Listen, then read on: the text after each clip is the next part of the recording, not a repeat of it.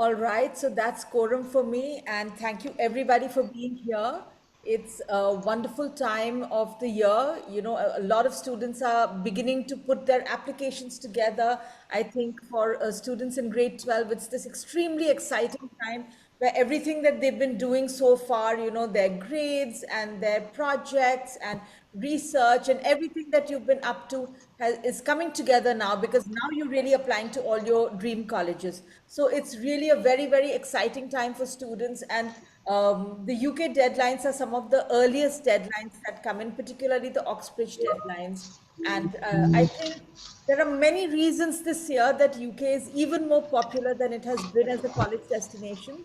Of course, for years, India's had a great affinity to the UK, and the UK hosts some of the world's most reputed universities with, you know, excellent academics, universities that have nurtured many Nobel Prize winners, that have led research in many, many, many areas. But I think this year, because of all the political upheavals, you know, without taking any names, we all know everybody's like, let me look at the UK as my most favored destination. So here we are. Today we've got four of the best leading universities in the UK, and we have admissions officers who are leading this region and who are extremely passionate about getting you to understand what the university offers and supporting you to make your best application and to really make the whole process work for you.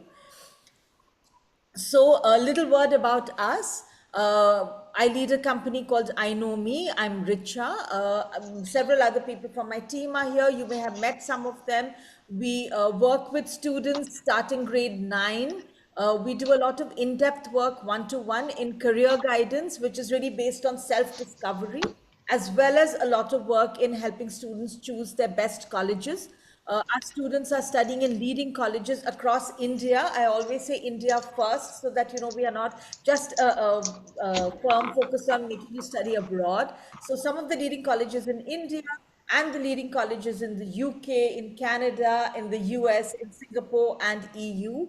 And many of these destinations are now getting looked at with new eyes, because the whole world is going through this global transformation where people are looking beyond the US and are saying that where else can I study, right? So here we are with starting out with Durham. We have two of Durham's representatives who've been leading this region when it comes to admissions and student support. We have Savi Aggarwal and Matt Jarvis. Savi, over to you. You can maybe introduce yourself a little bit. I know you're not well, so thank you so much for joining us and for being here. Over to you. Thank you so much, Richa, and the iNomi Learning team for having us here today, during your session. Good evening, everybody. My name is Savi Aggarwal, and I'm the country manager for Durham University based in India, in Delhi. As it's quite evident from my voice also, I'm keeping under the weather. So my managers kindly agreed to step in for me, and he will be leading on the presentation today. So Mr. Matt Jarvis, who's the regional manager for South Asia, he'll be taking you through Durham's presentation. Matt, over to you. Thank you, Savi, and thank you, Richa, for the warm welcome. I also won't touch on the global political situation, but hopefully we can do our job to share why we believe there are many destinations in the UK that students should be considering. One of those being our institution itself. So my name's Matt Jarvis. I'm the regional manager for South Asia. So it's my responsibility to help support and guide students along with the support of my team, including Savi, who's just introduced herself, and I'll speak a little bit about Durham University. So we are a globally outstanding centre of teaching and research excellence, a collegiate community of extraordinary people, unique and historic setting. Durham is a university like no other.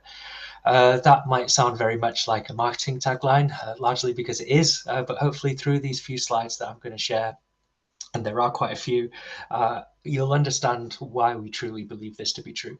I'm going to move fairly quickly, but I believe this session is being recorded, so you're welcome to come back and run through the information again if you need to. Thank you, Matt. If I can just interrupt for a moment and just get a quick check from the others. I'm not getting Matt's voice very clearly. Is everybody else able to hear it? Is it just a thing with my laptop? We can I hear can Matt. hear him clearly. Yeah, okay. Yeah, Then it's even my I laptop. can't hear clearly, please. Matt, maybe just if you can be closer to the mic of your laptop. Of course, I've got headphones on, but what I can do is I can switch to a more dedicated headset. Sometimes there's issues with the Bluetooth. Right.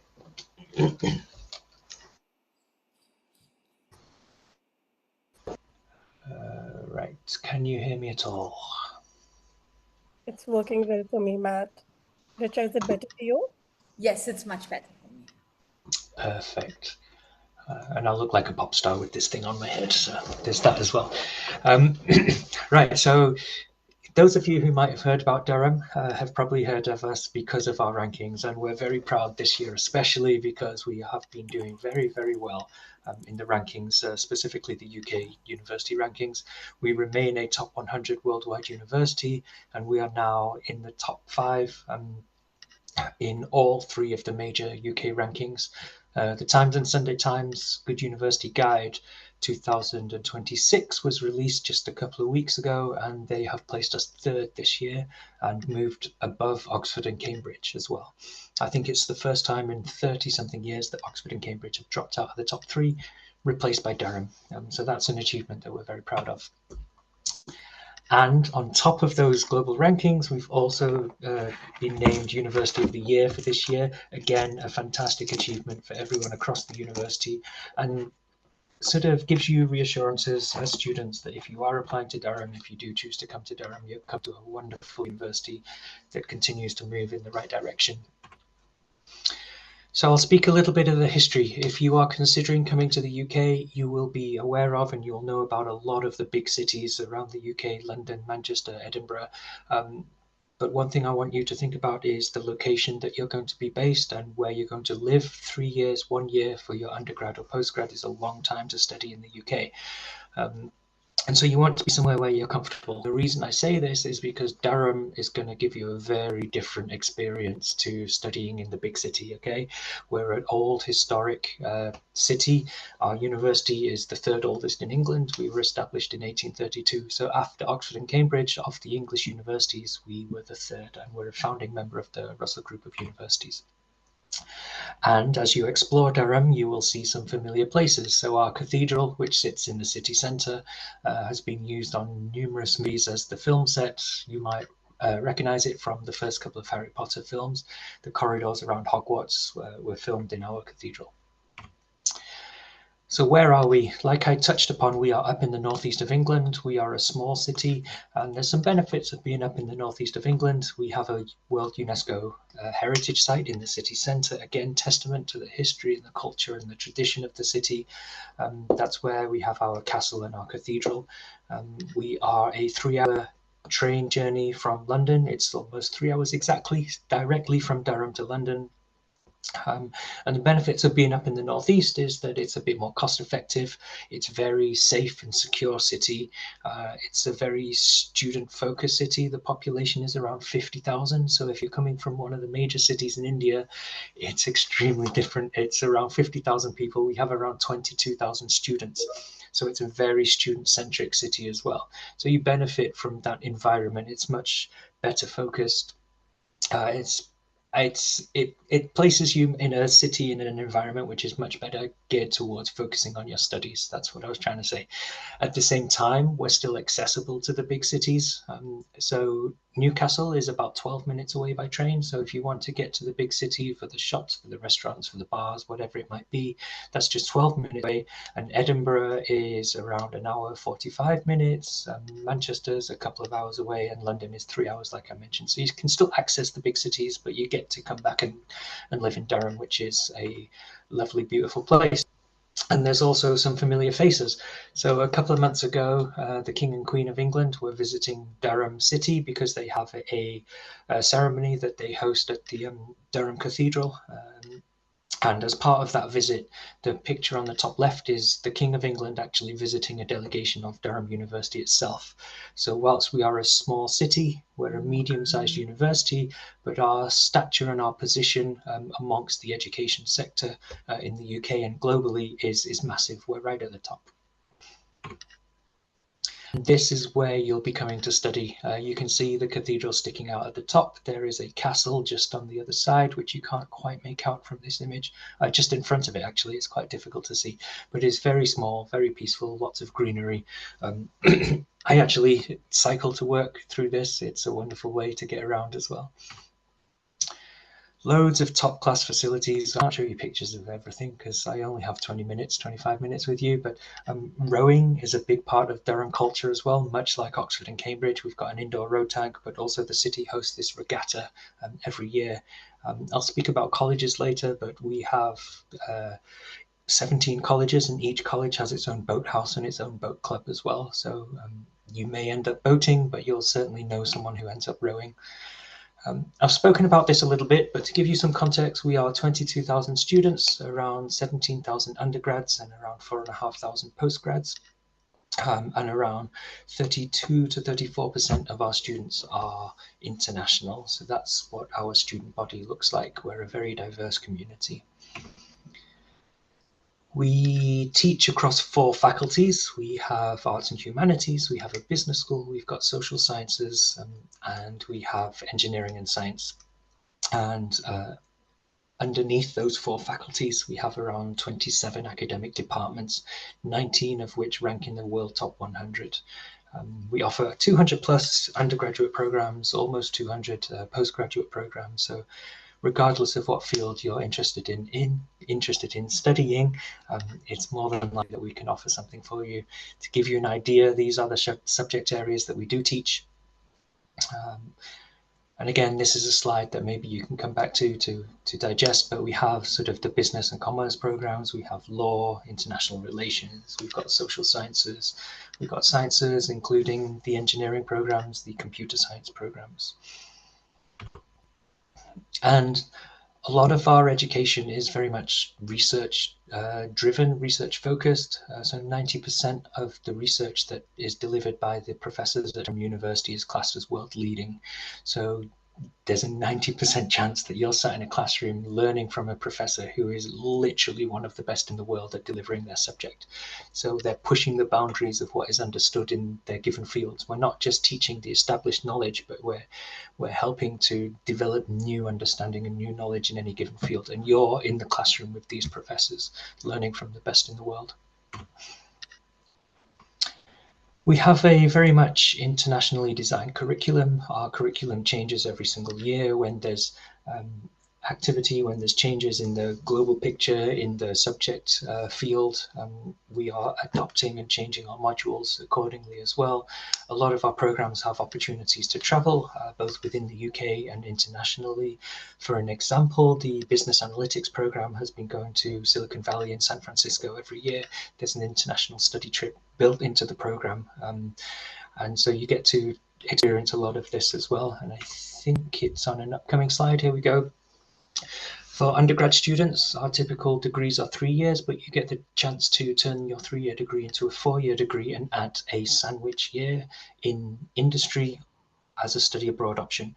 This slide focuses on the industrial placement, so you can spend a year working in industry in a placement in your 3rd year and then come back in your 4th year to finish your degree. This is available across a whole host of different graduate programs. The other option is to do a study abroad year, so you can spend 1 year additional study in one of our international partners. We've got over 300 partners around the world, top institutions from every corner of the globe.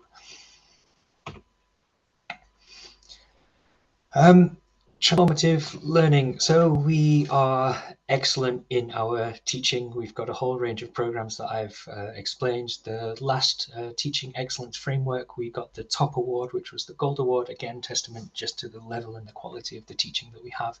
I believe the new rankings for research and teaching coming out soon. So we'll see how we've continued our excellence there. Now, colleges is one thing I'd like to touch on in a little bit more detail because it's one thing that sets Durham apart. Okay, there's a lot of very, very good institutions in the UK, and regardless of where you end up, you're going to come away with a good degree, but your experience is going to differ. And our colleges is one area which is how the experience at Durham is going to be different to other institutions. So firstly, term college can be confusing because we don't use the term college to mean where you will be learning or studying. Okay, so there's no academic studies in our colleges. What we mean by colleges is more like a house system, like a boarding house system.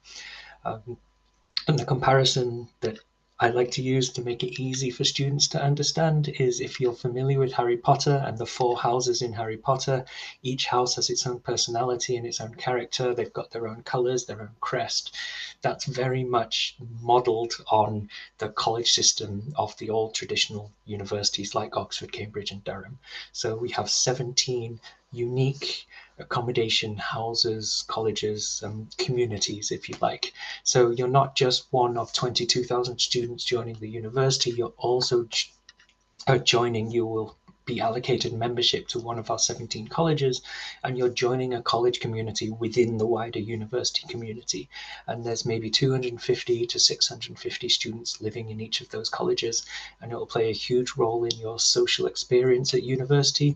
So your timetable, your schedule for your teaching will happen in your departments, in your classrooms, and then outside of your departments and classrooms, a lot of time will be spent within your college environment. And our colleges are much more than just student accommodation because it's where students will socialize, they'll make new friends, they'll network, they'll engage. There's facilities within each and every college. There's cafes, shops, libraries, chapels, study spaces, sort of communal social spaces. And college accommodation is guaranteed for first year undergrad students and for international postgraduate students as well, providing you apply before the deadline.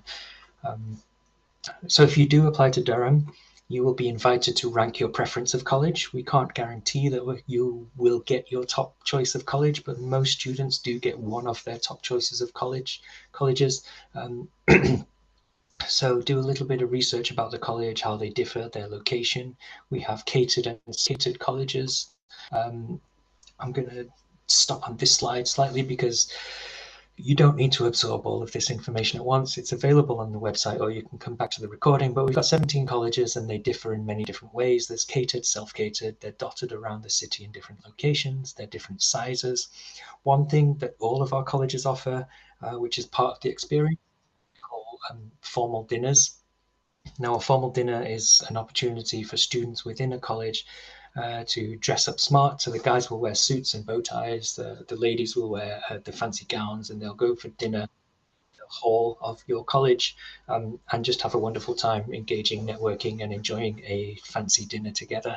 And some of our colleges have what we call a gowned formal dinner, and that might something like this. So again, to use Harry Potter as an experience, the Harry Potter Hogwarts experience again was built on these sort of university experiences that you can have as students. These exist. This is one of our colleges. It's the University College, our oldest college, and this is the hall. And what a gowned formal dinner is, which is offered by our traditional colleges, is the same as a formal dinner, but you're also wearing a traditional university robe. So it feels very much like living through that Harry Potter experience.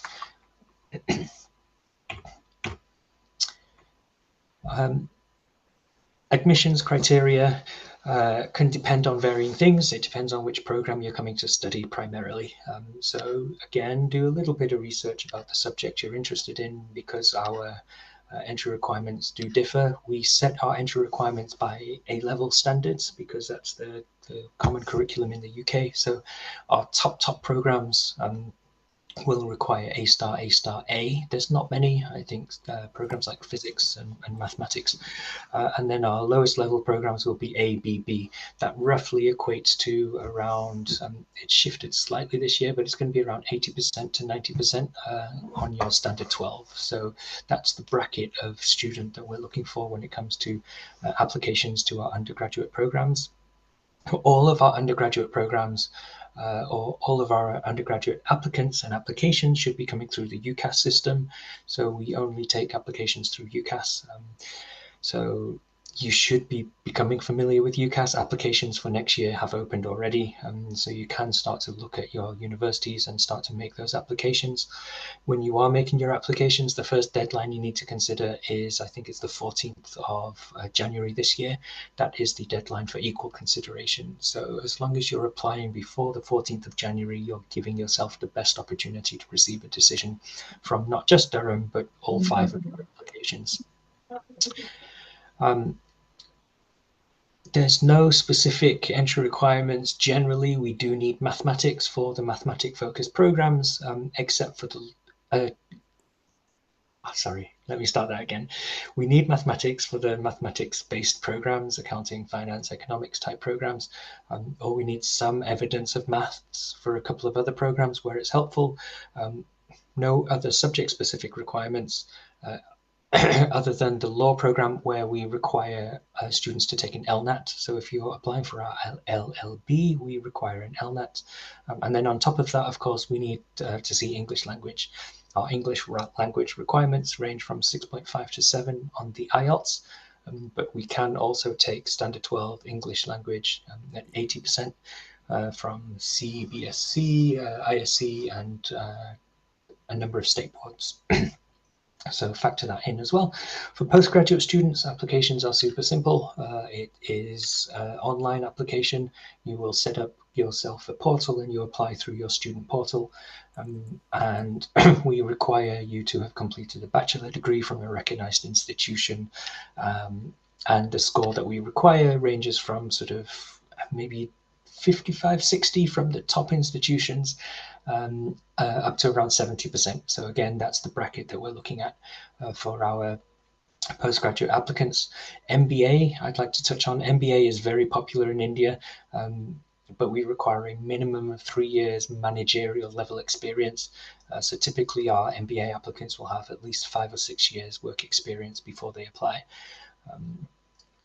Also for the postgrad students, we can take we will require IELTS, or we can also take Standard 12 English language at 80% again to waive that IELTS, as long as you haven't had a study gap of more than 2 years.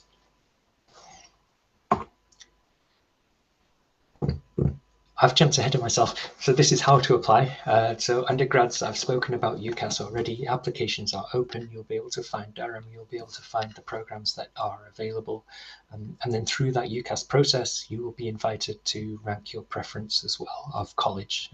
So make sure you do that. Similarly for postgrad students, like I said, the application is online. You set up, you register for an applicant portal and submit your application through there. And then again, through the portal, you'll be asked to rank your preference of college once you've accepted your offer for postgrad students. The other thing where we really pride ourselves on, and I think a big factor, especially for Indian students, is our careers and employability. A big reason for you considering the UK and considering universities like Durham is because you want to provide yourself with better opportunities for your future. You want to open doors to your career, right? We are ranked in the top 164th in the world for graduate employer reputation. To put this quite bluntly, it simply means that a Durham degree is just going to look good on your CV, as alongside the excellent teaching and the excellent student experience that we offer. A Durham degree just looks good on your CV because the strength of Durham graduates is recognized by employers from around the world. Right. As part of the recent UK rankings that came out, we also came joint runner-up in terms of employability across the UK universities as well. We've got one of the highest graduate recruitment rates of any UK university. We are 5th in the UK for graduate outcomes. So we are placed sensationally for helping you take that step from your education into your career. One factor that students are sometimes concerned about when picking Durham, they feel that because we're a small city and because we're away from London and Manchester, a student might worry that they're going to limit themselves to those opportunities to industry and to their future career. That's simply not true. We are extremely well connected to industry, and we've got the stats and the data to back that up, and the reputation and the rankings to evidence that choosing Durham is not going to hinder. In fact, it's going to provide you fantastic opportunities for your future. Absolutely right. This is what someone's asking about career development. Go for it. Yeah. Perfect. We will have time to take questions as well, I'm sure, so we can Yes. provide more details if there's any specific questions. But our careers team put on a whole host of different opportunities, activities, workshops, programs, drop-in sessions, career fairs. There's a recent example of these, and the support from our careers team lasts a lifetime. So I have a couple of colleagues who have graduated from Durham. They're still receiving weekly emails about job opportunities which are specifically offered to Durham graduates. And my colleague Martin was telling me the other week about the last email he received. There was 54 job opportunities for Durham graduates on that email at top level firms as well. And I don't know if we've got it on this presentation, but there was a slide provided by our careers team which highlighted that we delivered 1,143 career-focused employer-led events in the last year. And when you consider there's only 365 days a year, and then you take out the weekends and holidays, that's anywhere between 3 to 5 career-focused events every single day of the calendar. Again, just to reiterate, we are providing huge amounts of engagement and opportunities for you to make that step into your career. We have an average graduate salary of £34,000. That puts us right at the top. And when you compare that across the UK and above a whole number of different London-based institutions, given the cost factor of living in London and the disparity between the rest of the UK, you would expect them to be slightly higher, but Durham still competes with them in terms of our average salaries as well.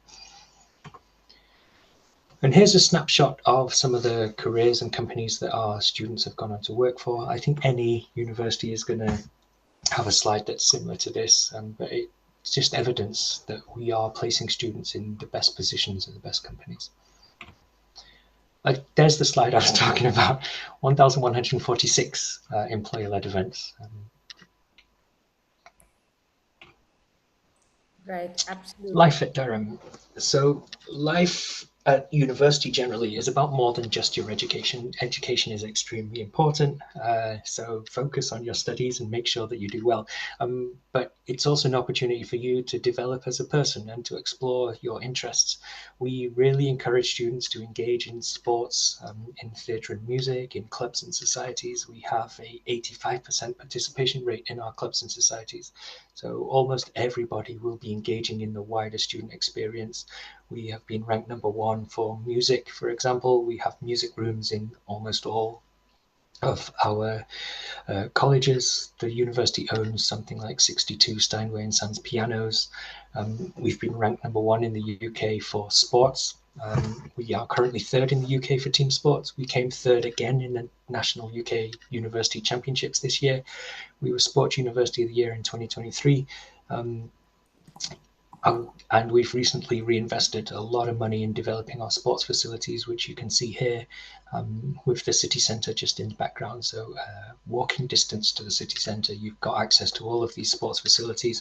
We compete in 52, 53 different sports as well. So there's loads of opportunities to come and engage in sports, whether you are an elite athlete. There might be opportunities for scholarships, or you just want to try sport for the first time.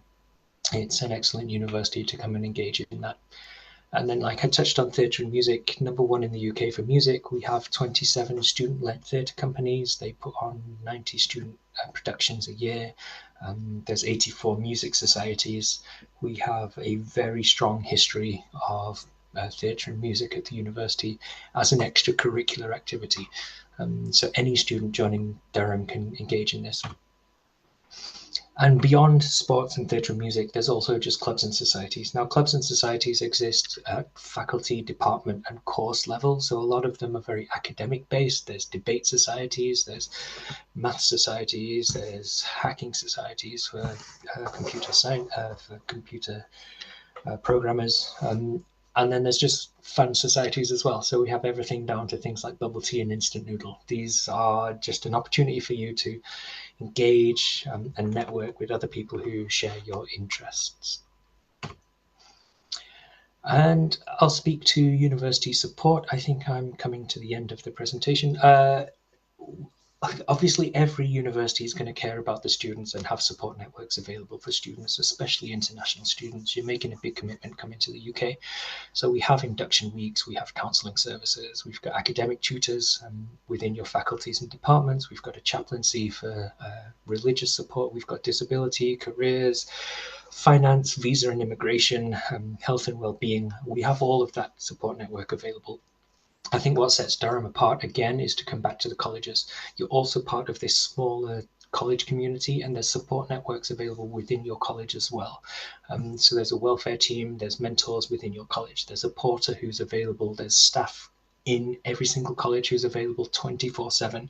So whenever you've got an issue, there is someone you can go to who you know will be there to help you. And that means that we can keep a much closer eye on all of our students to make sure that you're happy and you're enjoying university life, but it also makes it much more comfortable for you if and when you need to come forward for advice, for support, for help, especially if it's to do with well-being and mental health. It can be very difficult or daunting to book an appointment and drop into the main office in the university building. But because that support network is available at our colleges, at college level, you're in an environment where you're much more comfortable and you're much more likely to come forward for that support when you need it. And all of that, our academic excellence, our teaching, our social side of life, and the support network available, it all contributes to our continuation rate, which is listed at the bottom, 97.25% continuation rate. That means almost 100% of students who are joining Durham University will successfully progress through their program, and that's testament to the type of university Durham is and the way that it supports you as students. For context, that puts us second in the UK, sandwiched between Oxford and Cambridge.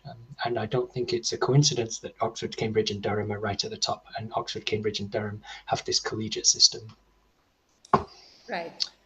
Absolutely. And that's it. So this final slide is just another image. This is Cousins Library, one of the oldest public libraries in the world. We have books that predate the printing press in here, and you've got access to these wonderful traditional sort of facilities around the city and around the university. But that's the presentation. These are the contact details for myself and Savi. If you do have any questions, however, we are around and we are welcome to answer anything that you might have. Thank you very much. Thank you so much, Matt. This has been extremely exciting, especially I think when people see pictures of the Harry Potter locations, that's like mind blowing. The thought always crosses my mind that I would love to study here. That experience is real. That Yeah, the experience is real. experience is beautiful. Yeah. That's quite amazing. A quick question, Matt. There's a student here who wants to know that how can I prepare myself to make the best of Durham University? So let's say this is a grade 12 student. What can they do to make the best of the university today?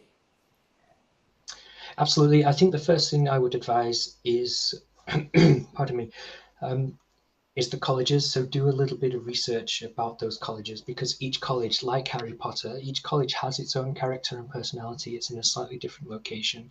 Each college within Durham University is going to give you a slightly different experience. So take some time doing some research about the college. And then beyond that, make sure that you're choosing a program that is suitable for you, that fits you, based on the subjects that you're interested in studying, how well it aligns to what you want to do in the future. And then if you want to do more to elevate yourself or to elevate your profile, anything that is related around your subject that you've chosen, any readings, any conferences, that's going to be helpful. It's not necessary at all. We don't expect students to have done like summer projects before they join us, but if you did want to do that, you can contact departments, you can ask them about useful things to read, but any engagement that is related to the program is always going to help you. Thank you, Matt. Sabi, you wanted to add something here? I just wanted to quickly comment to say that I think, Matt, this is again the terminology issue. So I think by college, Right. we're referring to university. So typically for year 12, we normally would recommend that what Matt said, it's important for you to figure out which subject you're interested in, because UK is very, very clear in terms of their application process. They want to know why you want to study a particular subject. What have you done to enhance your knowledge and, acquire more skills on that particular domain of the subject that you're interested in. So anything that demonstrates that. For example, if you're interested in law, then if you've done any kind of debate, any kind of moot court, any kind of volunteering experience, So those are the kind of extracurricular activities that UK focuses on. So these are super curriculars that are related to the subject that you're interested in. Right. Thank you so much, Savi. Thank you so much, Matt. I do think that so many students would have found this to be extremely exciting over here. There's one last question here, I'm sorry, that I didn't address, which is how important is it to have math in grade 10th and 12th for business programs? Would you have an offhand answer to this? Do you want to take that, Savi? Maths, I'll give you a general answer. Yes, we need some level of maths. Maths is probably one of the most useful subjects because it's going to be helpful across a whole range of different subjects that you might want to study. But Savi, if you touch on the specific maths requirements for business. Sure, Matt. So when we talk about the business programs at Durham, for the undergrad programs, maths is mandatory. So if you're looking at a course like finance or accounting or economics, which are more, comprehensive degrees, so you will need to have minimum 80% in CBSE or a central board or an accepted state board in order to, get a, qualify for the business program. And for a general program like management or marketing, you need to have 75% in your year 10th mathematics. But in short, maths is mandatory for all business courses at Durham. Thank you so much. There is a question on medicine, which I'll request you to address to Savi and Matt separately. Do you guys have an undergraduate medicine program? No, you We don't. don't have a medical school now. Right, right. So you don't have a medical school. So that's a No. very clear answer there. Okay, absolutely. The last question now, because we do have Veer from St. Andrews waiting, guys. Is it possible to get temp jobs while studying on campus? What are the chances of getting jobs after completing my graduation? I think a lot of people have that second question. Yeah, absolutely. So we have fantastic employment rates, and the career team can help you with placements and opportunities after you graduate. So making that step once you've graduated is not a problem at all. There's support networks available, and we have fantastic sort of support and employment rates. During your studies, of course, you're limited to 20 hours per week as a stipulation of your visa. But again, there's opportunities around the city. You need to be careful because you're balancing your work and your study life together. So a lot of students will take up sort of easier, more flexible roles in restaurants, in bars, and things like this. But there's also over 2,500 student leadership roles within the university itself. So you can take on internships and working with the international office as an ambassador, or working with your academics as research assistants, or on different projects, or with the marketing team. And there's over 2,500 of these opportunities across the university as well. So if you are proactive, you can present yourself well. In an interview, there are absolutely opportunities to work whilst you study as well. Thank you so much, Matt, and thank you so much, Savi. Thank you for all your patience and thanks for being here. Both of you sound like you're a little bit sick, and I really appreciate that that you both are here for us. And do share your contact details so that if somebody wants to reach out to you directly, they can reach out with further questions. So thank you Thank you again. for having And, us. Veer, thank you so much for waiting patiently. I'm sorry, every year I think we just, the whole thing gets pushed out by 5 or 10 minutes. And thank you for being here with us each and every year. St. Andrews is one of the most preferred universities that each and every student is really looking for. I think not just does it have a world-class reputation for academic excellence, but that 4-year flexible Scottish degree that Veer has been sharing with us, and the support for career placements, that's really something that makes St. Andrews special. Veer will take us through all of that. Over to you, Veer.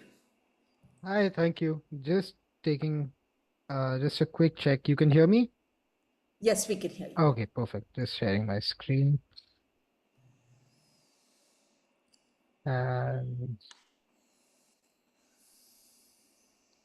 okay, good. No, not an issue at all. Happy to chat about the 4-year degree structure. I think I'll focus quite a bit on that today.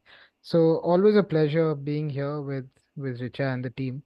Um, so my name is Veer Singh Anand. I'm wearing sort of three hats here today. So I work with the admissions office, of course, in my current role, but I'm also an alum of St. Andrews myself. I did my undergrad at St. Andrews in business management. So I heard there was a question earlier about management and business. So I'm happy to talk about the course as well. And of course, goes without saying, I'm also an example of someone who studied in India. I was at the Shriram School in DLF Phase 3 and then went to the UK. So I sort of am that international student as well. So happy to answer all sorts of questions. What I'll go through today would be really focusing on the 4-year degree structure, which is something that a lot of people don't know about. And it's a big advantage to certain types of students, and I'll talk a little bit about that. I'll give you some examples and the types of degrees that you can study at St. Andrews, how it compares to maybe what the education system looks like across the board. Every university has its sort of USPs. We heard about the college system in Durham right now, and then at St. Andrews, you've got the 4-year degree structure, the flexibility. I'll also cover a little bit about employability. It's really important in terms of what you guys may want to do in a year or 4 years or 3 years, depending on how long the degree is. And then, of course, we can look at get some questions answered post the session. So we'll have some time for that. So let's look at the undergraduate degree structure and look at it in a larger context first, and then we'll narrow down to see what Scotland and St. Andrews looks like. So you've got two extremes, really. So you've got the English extreme on one hand, which is what we've inherited in our degree in India, which is a 3-year program. So you're talking about 3 taught years. I'm not including a sandwich course or an industrial placement, but how long is the taught duration of your degree? And it tends to be 3 years. Now, 3 years doesn't then allow you to do a variety of different subjects. So when you go into applying for a 3-year program, you declare your major at the onset. Let's say it is psychology or management or economics. You have to do that for all 3 years because you don't have the time really to explore more than that. So it's very, very important then that you know exactly what you want to study. You will tend to see more rigid prerequisites. For example, maths for management or economics is normally going to be the case for a lot of 3-year degree programs. And then, of course, if you wanted to do a 1-year master's, which is common across the UK, you can do that. So in 4 years, you can finish your undergrad and your master's degree. So if you know exactly what you want to do and you're not looking for that flexibility, then the English 3-year program is a great program for you.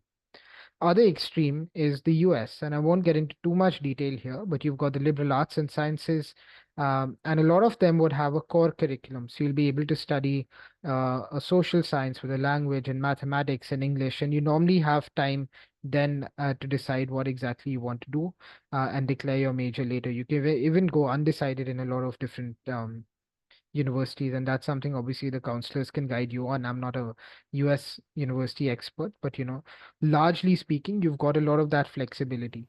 Now, there's a lot of students who may not want all that flexibility. They say, okay, I want to do economics, but why should I be doing English or social science? So, that's kind of where you want to start thinking about, is that flexibility what I'm looking for? Do I like history as well as management or economics? It's a great program for people who want to explore all those different subjects. Now, where Scotland and St. Andrews sit is in the middle category.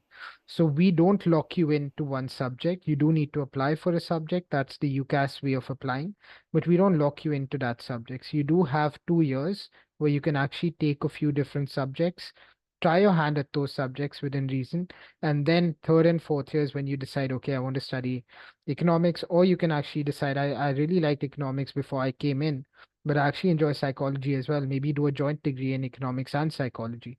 So about 40% of our students actually graduate in a different degree than what they applied for. That might be completely different, or it might be going from a single honors to a joint honors or vice versa. So if you're looking for flexibility in the UK context, then Scotland gives you that flexibility. And certainly in the Scottish context, St. Andrews stands out in terms of really giving a lot of breadth to that and flexibility to the degree structure. Now, it should be said here, I'm generalizing what maybe 5,000 universities in one. And so do look at the sites. I'm just, trying to condense information and give you a picture over there. So a lot of people come to me, and I graduated from St. Andrews in 2016. I then worked in consulting in London for a bit, then again came back into sort of the university space. And over the years, the amount of people who've asked me, but the UK doesn't have any flexibility, and that is incorrect. So if you're looking for a 4-year degree structure in the UK system, please look at Scotland. You've got some of the highest ranked universities in the UK context actually coming from Scotland. Whether you look at Glasgow, you look at St Andrews, Edinburgh, they all do very, very well in the league tables. And so Scotland really has a very, very long history of education in the higher education space.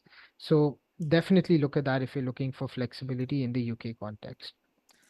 So I'll move. Absolutely, Veer, and I think people are now looking at the UK more strongly because of the political uncertainty in the US, and then this really gives them the best of both the worlds. Absolutely. I mean, it really sits in the middle, and I'll give you some examples over the next few slides just demonstrating that, but I think you're completely right.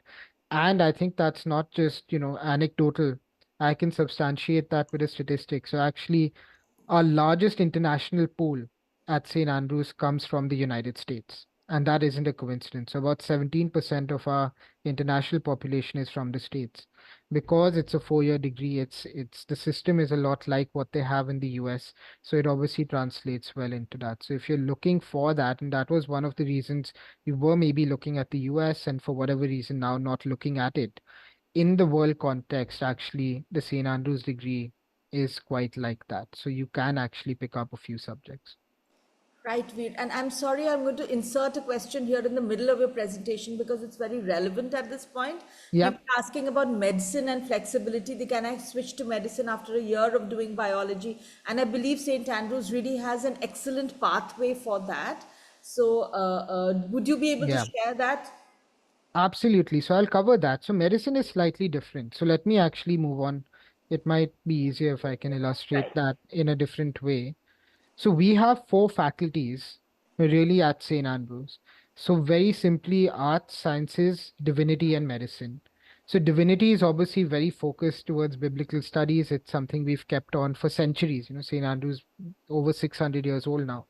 But if we look at arts, science, and medicine, which are the 3 popular departments in terms of numbers, arts and sciences are the ones where we do have a lot of flexibility. Medicine, unfortunately, because of the way medicine is taught, we don't have the same level of flexibility for medicine because it is a 6-year program with us. You do 3 years with us and you get a BSc in medicine. So there's a lot of students who actually come in to do medicine, but then realize actually I'm not sure if medicine is for me. Now, if you go through a traditional medical program, you actually get stuck there. You have to do your 5 or 6 years. There's a lot of students who may actually opt out of medicine after 3 years, use that degree to get into the, let's say, a biology field or do a master's in research and so on.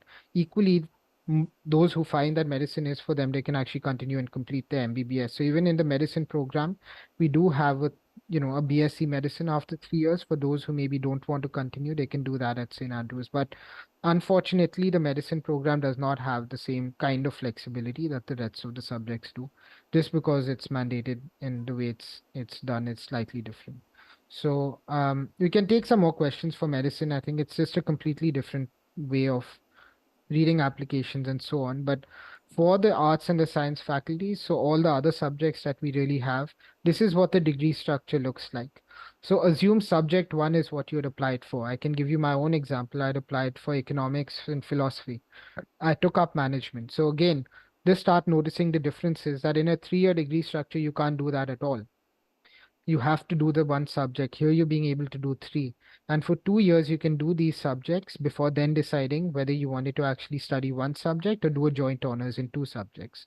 So I actually was one of the 40% who actually switched and I actually did more management and philosophy um, and took up that route. So you get breadth and flexibility in the first 2 years, and then you get that specialization as you move on.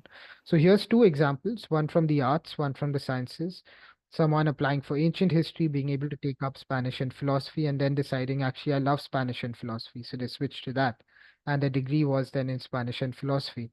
But equally, if you see in the second example, someone in the BSc, we find that the science students narrow a little bit further, but someone's applied broadly for biology, but there's many different degrees within biology. And they've actually used the flexibility in a completely different way to actually find their niche in biology and then finally graduate with a BSc in marine biology rather than biology in general. So you have zoology, you'll have marine biology, many different categories within these subjects as well. So just visually for you to see what things look like. So I've covered a bit about that, but here's just a list of some of the subjects, and there's many different combinations, right? So you've got over 200 different combinations, which includes, management and economics, psychology and management for people looking at marketing, for example. You want to do computer science with economics, that's another popular example. So the unique group of subjects are the ones in the middle, which are the cross faculty. These are subjects that you can actually take in the sciences or the arts. The subject remains the same. If I'm a management student, whether I do the BSc or the MA, it's exactly the same. But what else I might want to take will depend on the faculty. So if you are someone who wants to pick up, let's say, international relations and history, then it's important that you apply for management, for example, with the arts faculty, so you can pick those art subjects. Equally, if you wanted to study management with computer science or biology, then you need to obviously apply for management in the BSc so that you can pick up those science subjects. Just keep in mind that the science subjects do have some prerequisites. For example, math for computer science, or you need to have math and physics for physics. So you might not be able to take those subjects unless you have them, but generally, a lot of our subjects, because of the 4-year degree structure, will be, something that you can pick up even if you haven't had the experience before. The other thing I would like to add is you can actually pick up languages from the onset as well.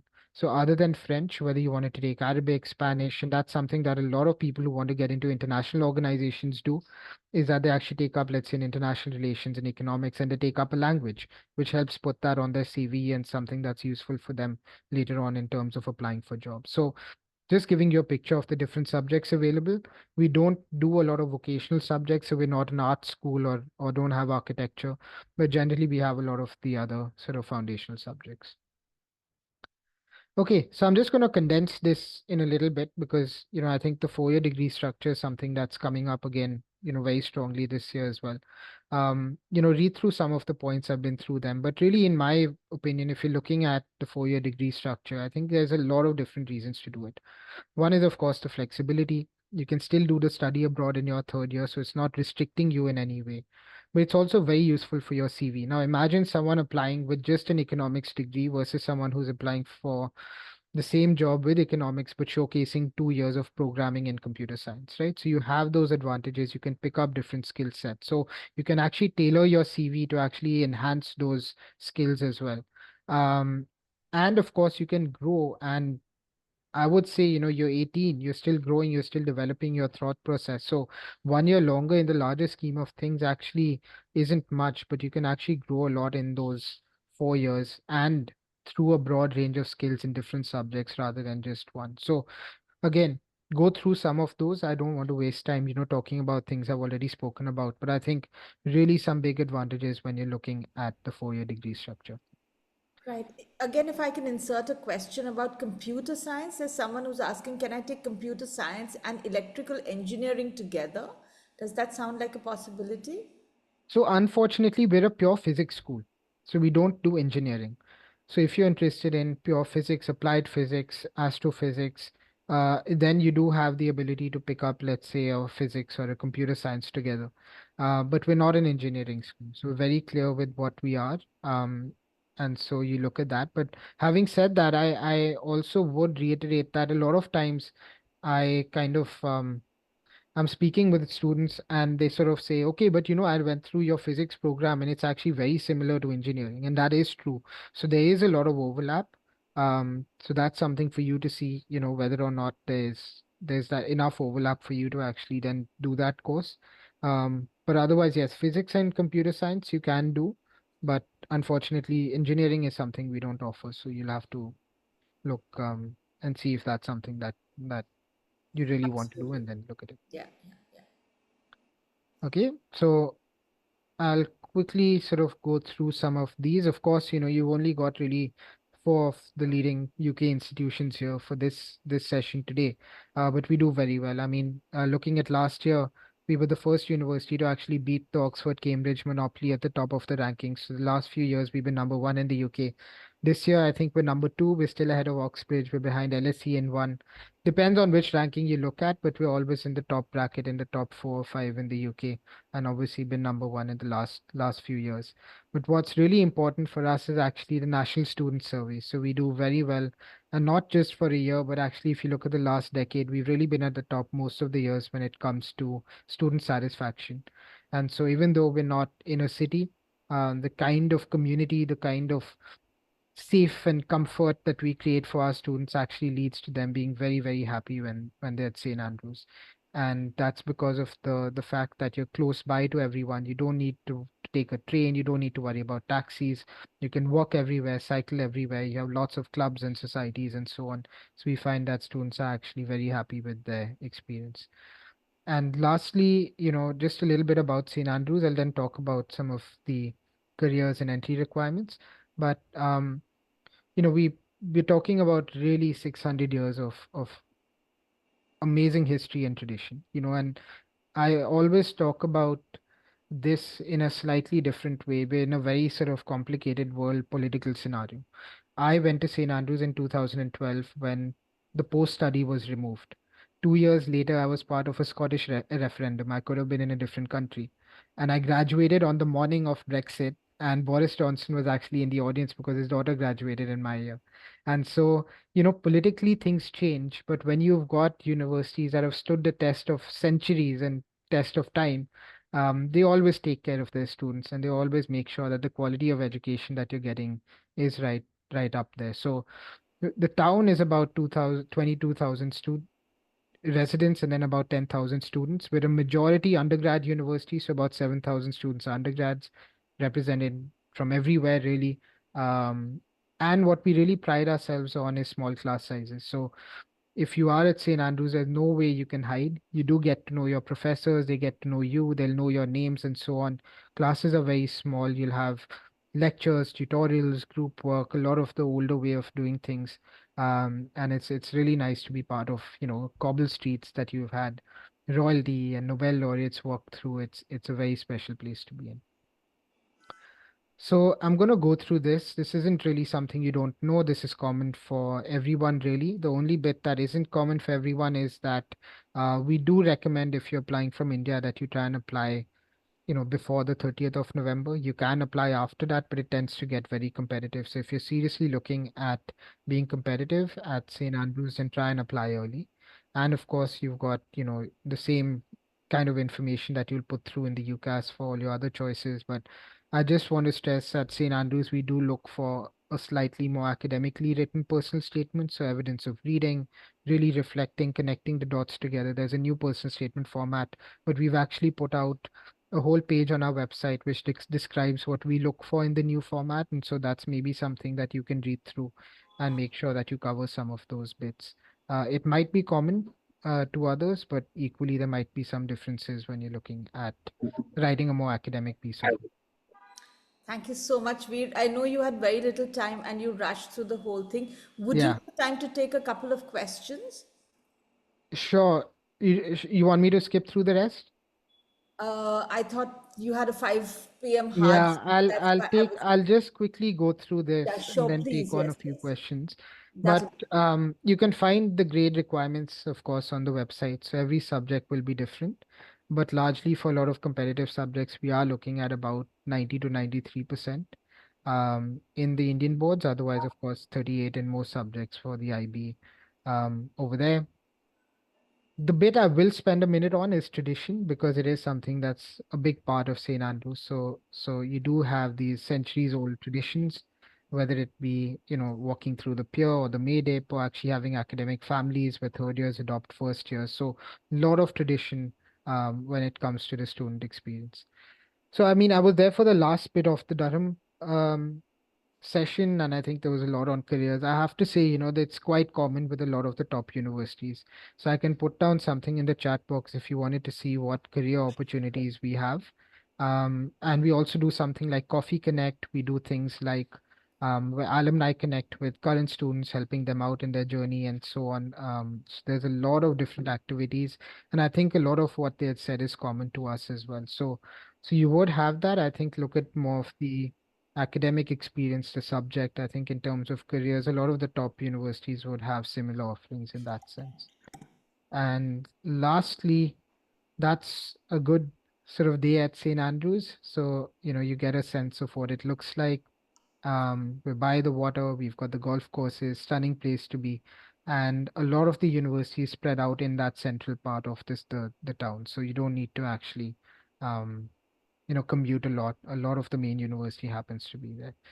So that's me. I'll take on a few questions and if there's Thank you, anything in the chat as Veer, well. for extending your time a little bit. I think two or three questions I can prioritize some of them for you. One Sure. says, does giving APs and the SAT have an added advantage for St. Andrews as it is mentioned on the website? Yeah, so it's not an advantage. You need to first meet your high school requirements, the 10th grade requirements. If someone is submitting the SAT or the APs, we will look at it. In some cases, we might be able to look at an unconditional offer on a case by case basis if you've got multiple different grades that have been sent to us. But no, it's not going to be an advantage if you're not meeting requirements. So it's optional and most students won't give it. So don't specially give it for us. It's not going to have that kind of a benefit. Right. And there's another one which says, are 10th boards instrumental in the admission process for St. Andrews Business Management, or are there any requirements for 10th grade ICSC? Yeah, so we do have some basics. So we look at sort of your basic overall scores. We'll make sure that your math and English are of a good standard. This normally would be around that 80%. We're not looking for, 90, 95 in that case, but we do have some basics that you would need to meet. In terms of business management, we don't have that requirement for the 12th grade, but generally we will try and see that you've got either math or something quantitative in the 10th grade at least. So that's sort Right. of Right. what we would look for there. Okay, there is a You can question get it about. from ninth grade. Sorry? Sorry. So there's a question about the UCAS new statement and what you're looking for in the new three question structure. You said there is a whole page on the website, but could you Yeah. give them a little bit of an overview? Yeah, I mean, I could do a whole session on this. I I'm train sure. schools, but really there are three questions. The first question is about your motivation. So that's the bit where you want to talk about what inspired you to want to do that subject, really. The second is about building the skills and academic, merits to. I'm rephrasing, those aren't the exact questions, but those are the things that you want to answer in that part of it. So it's about your academic qualifications, it's about how you're prepared to sort of do that particular course or subject. And then lastly, you've got your extracurriculars, which ideally should connect back to either the subject or really talk about the skills that you're looking at. So those are sort of the three questions for us. There's not much that we're looking at in terms of change, because when I was speaking to students even about, let's say, the older format, I was still looking at that. It's about motivation, 70% to be about the subject, really focusing on the subject area, talking about it academically, so connecting reading and your experiences. And if you look at the way the new three questions are um, are structured, it's actually fairly similar in a lot of ways to that.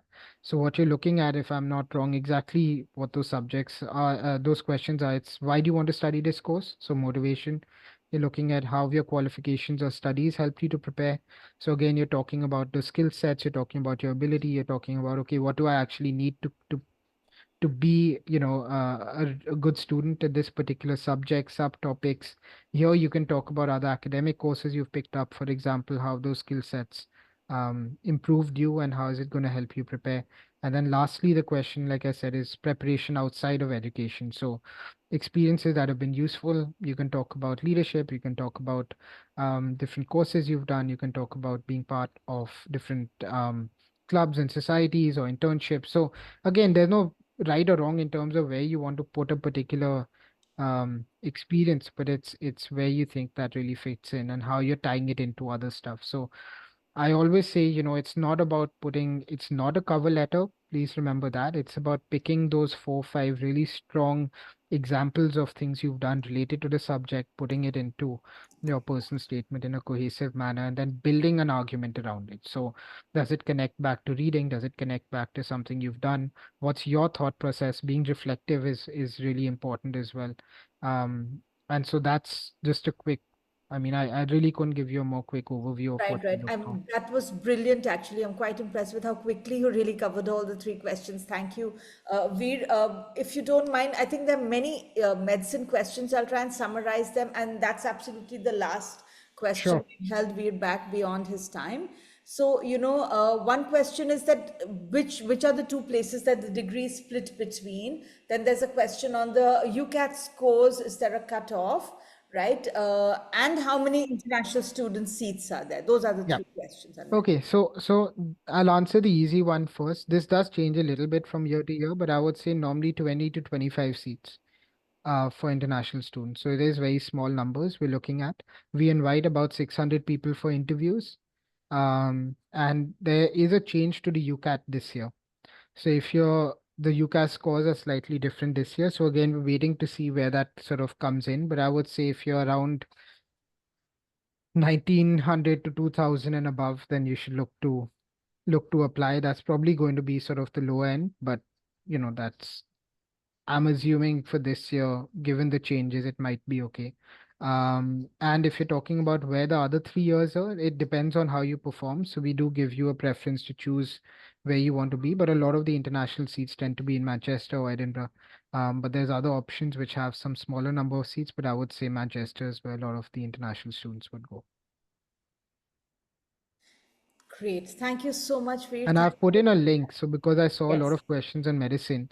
And so, read through that because we really try and make the website, quite comprehensive. So there's actually an entire section on personal statements, how we select students, how many people we invite for interviews. So actually, if you go through that, there's a lot of information there too.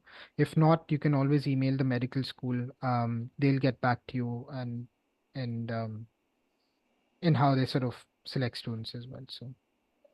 Excellent. Thank you. Thank you, Veer. It's always very, very enlightening. And I always learn something new when we hear your session. So thank you for giving us such a wonderful overview in the time available. Do No share if problem. there is a contact that they can reach out to you A- with questions. Absolutely. So, I mean, the India ad is always there, but I'm quite happy if anyone here wants to contact me personally as well. So I'll put down my email and you can always write to me with any questions. Whether it's St. Andrews or not, I'm quite happy to answer if I can be of help. But Yeah, when will it stop raining in Gurgaon, for example? It's been yeah, on that's for a true. really long That's time. true. Yeah. But no, always a pleasure. Thank you for having me. Sorry I have to rush. I Oh, wasn't you've been patient. sure, but Veer. Thank you thank for you. your time. Thank you. Thank you all. Bye. Bye. Right, that was really so much information that we got through in a very, very quick half an hour from Veer. And now we have Davina from UCL. I know many of you would have been waiting for this. UCL is on everybody's dream list. And it's a really, some of my students from grade 9 are like, that's where I really want to go. It's a university in the heart of London for those of you who really want to be in London. And I'm sure Davina will tell you so much more about it. Some of their specializations are particularly in psychology, biology, life sciences, medicine, but many, many more. Over to you, Davina. Thank you for being here with us. Hi, everyone. Thanks so much, Richa. Thank you, Poonam. And it's been a pleasure to come and speak to all of your students. Before I begin, quickly, I'll just share my screen, and I think that should do it. So, yeah, is my screen visible? Yes, it is. Yes, it is. Perfect. Brilliant. Great. Hi, everyone. Thank you for joining today. And I'm sure you've already heard a couple of universities before me. So I'll quickly whiz through the key highlights about UCL. And then we'll open it up for some questions from your end. So I'm Davina, and I'm the Student Recruitment Manager for University College London. I'm based out of Delhi. And the good thing is that I've just returned from a trip to UCL day before yesterday. So I can give you some fresh off the press information as well if there are any particular questions. There's a QR code right in front of your screens if you want to quickly scan that. It will take you to a Stay in Touch page, and through that, you can actually go through all of our important linked web pages as well. So who we are? We are University College London, based in the heart of the City of London in Zone 1. We are number 9th in the world as per QS, and we just need to update our rankings for 2026 as well. So we remain on the same spot, which makes us in top 10 for over a decade now. We're also one of the largest universities in terms of the student body in the UK, with over 51,000 students represented from over 150 countries. So we are a very internationally diverse place to be, and you'll find people from all over the world at our university. We also offer over 400 degree programs, and this is specifically at the undergraduate level. Our alumni network is also pretty strong with over 350 students and counting. And one of our great achievements is also we are blessed with 32 Nobel laureates, out of which 2 were conferred their prizes just last year. So we are one of the very few universities in the world to have 2 Nobel Prize winners in the same year, actually. It's not all about studies at our university. Of course, we are very academic focused, but we also have a very diverse social scene as well. We have over 450 plus student-led societies and clubs that you can be a part of. And if there's something that does not appeal to you or you can't find your calling, you can actually start your own societies as well, as long as you have a couple of people to follow your suit. Moving on to our campuses. This in front of your screens is our central Bloomsbury campus, which is the largest and the oldest. If you are joining us next year, we will be celebrating our bicentenary, 200 years since inception, since disruptive thinking, and there is a whole lot of newness to the campus as well. You'll be in for a fabulous time if you're joining us next year. Besides this, we also have a UCL East campus, which is in Stratford and around 40 minutes by tube.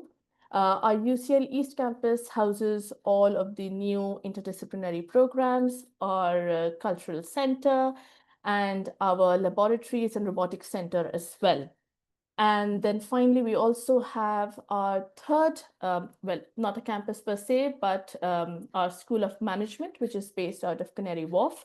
So if you're aware of the London topography or London geography, you would know that Canary Wharf is the financial district, not just for London, but also for the UK and to some extent for Europe as well.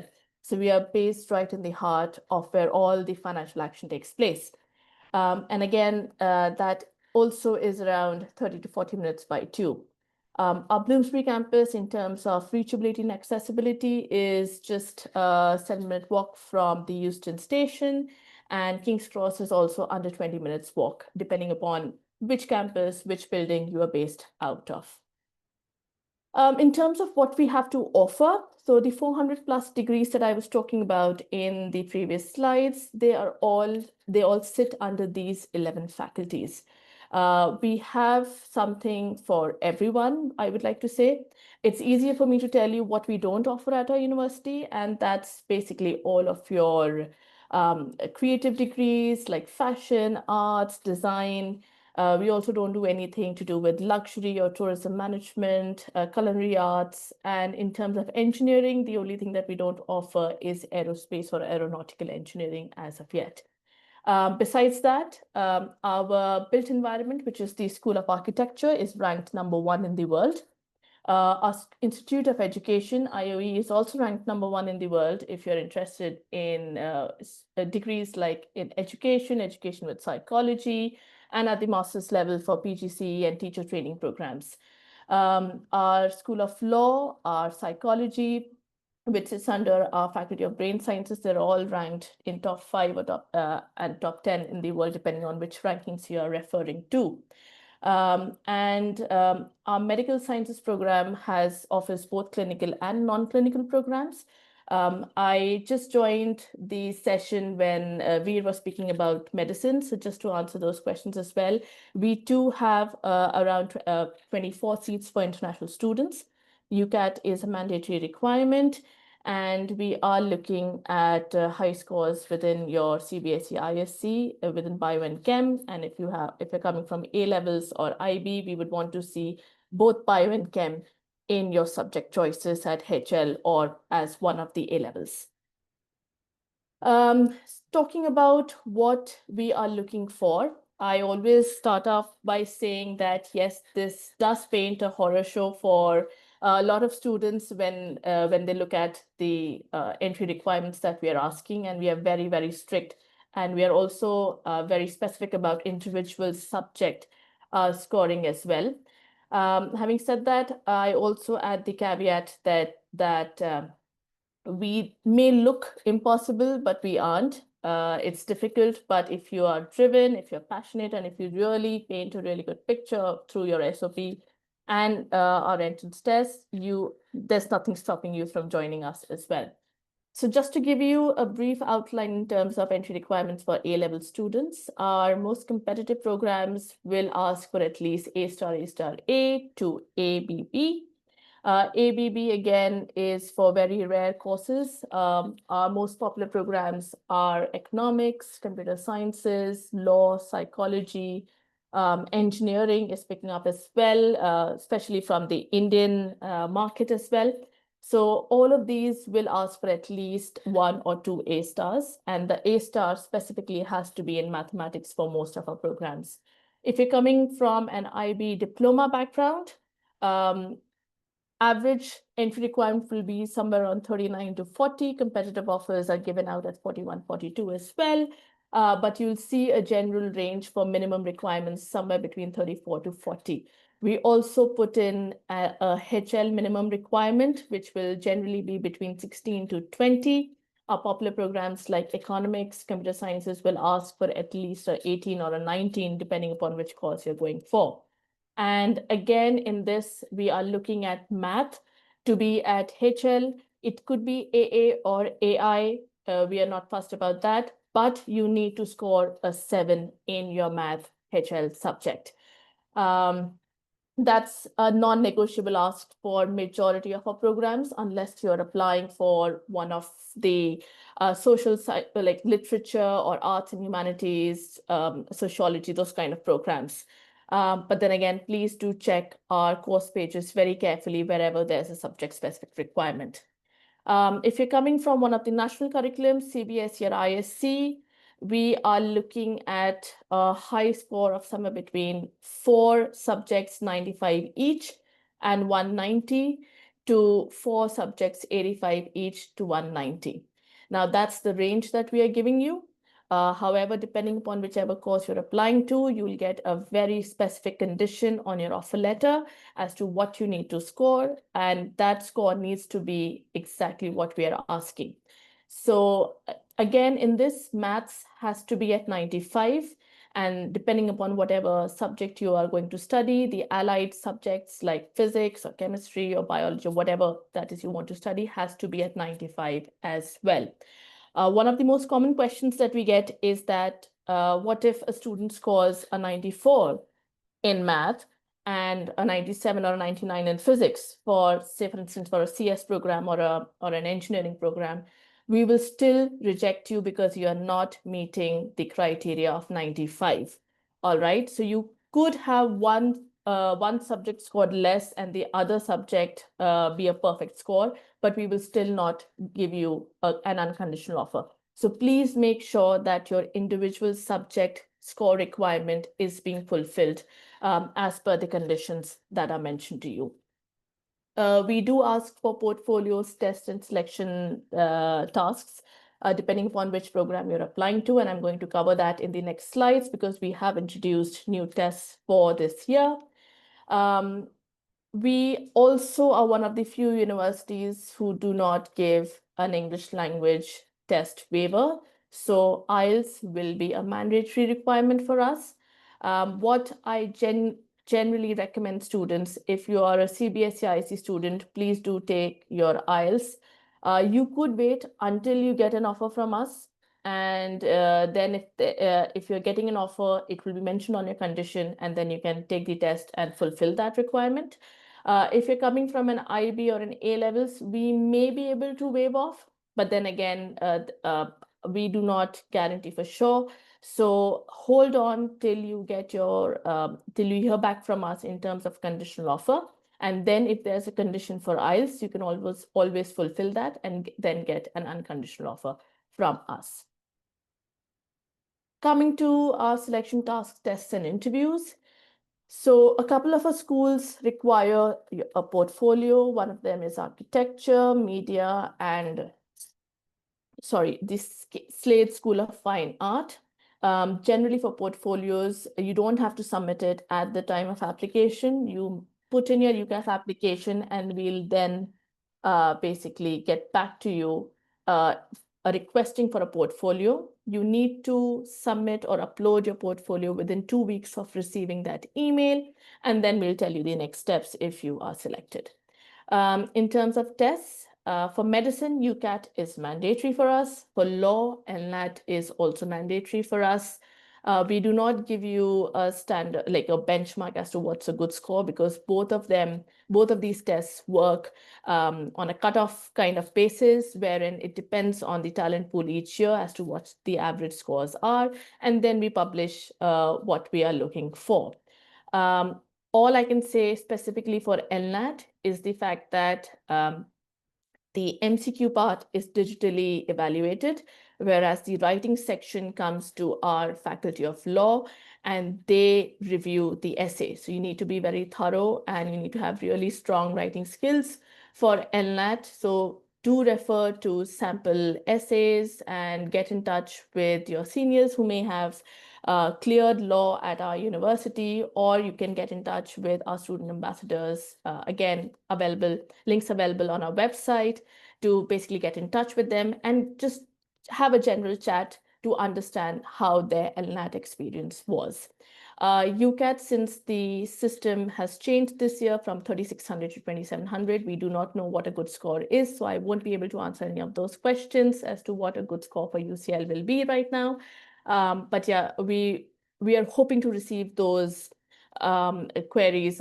We are hoping to get those queries answered soon enough once the admission cycle is in process more.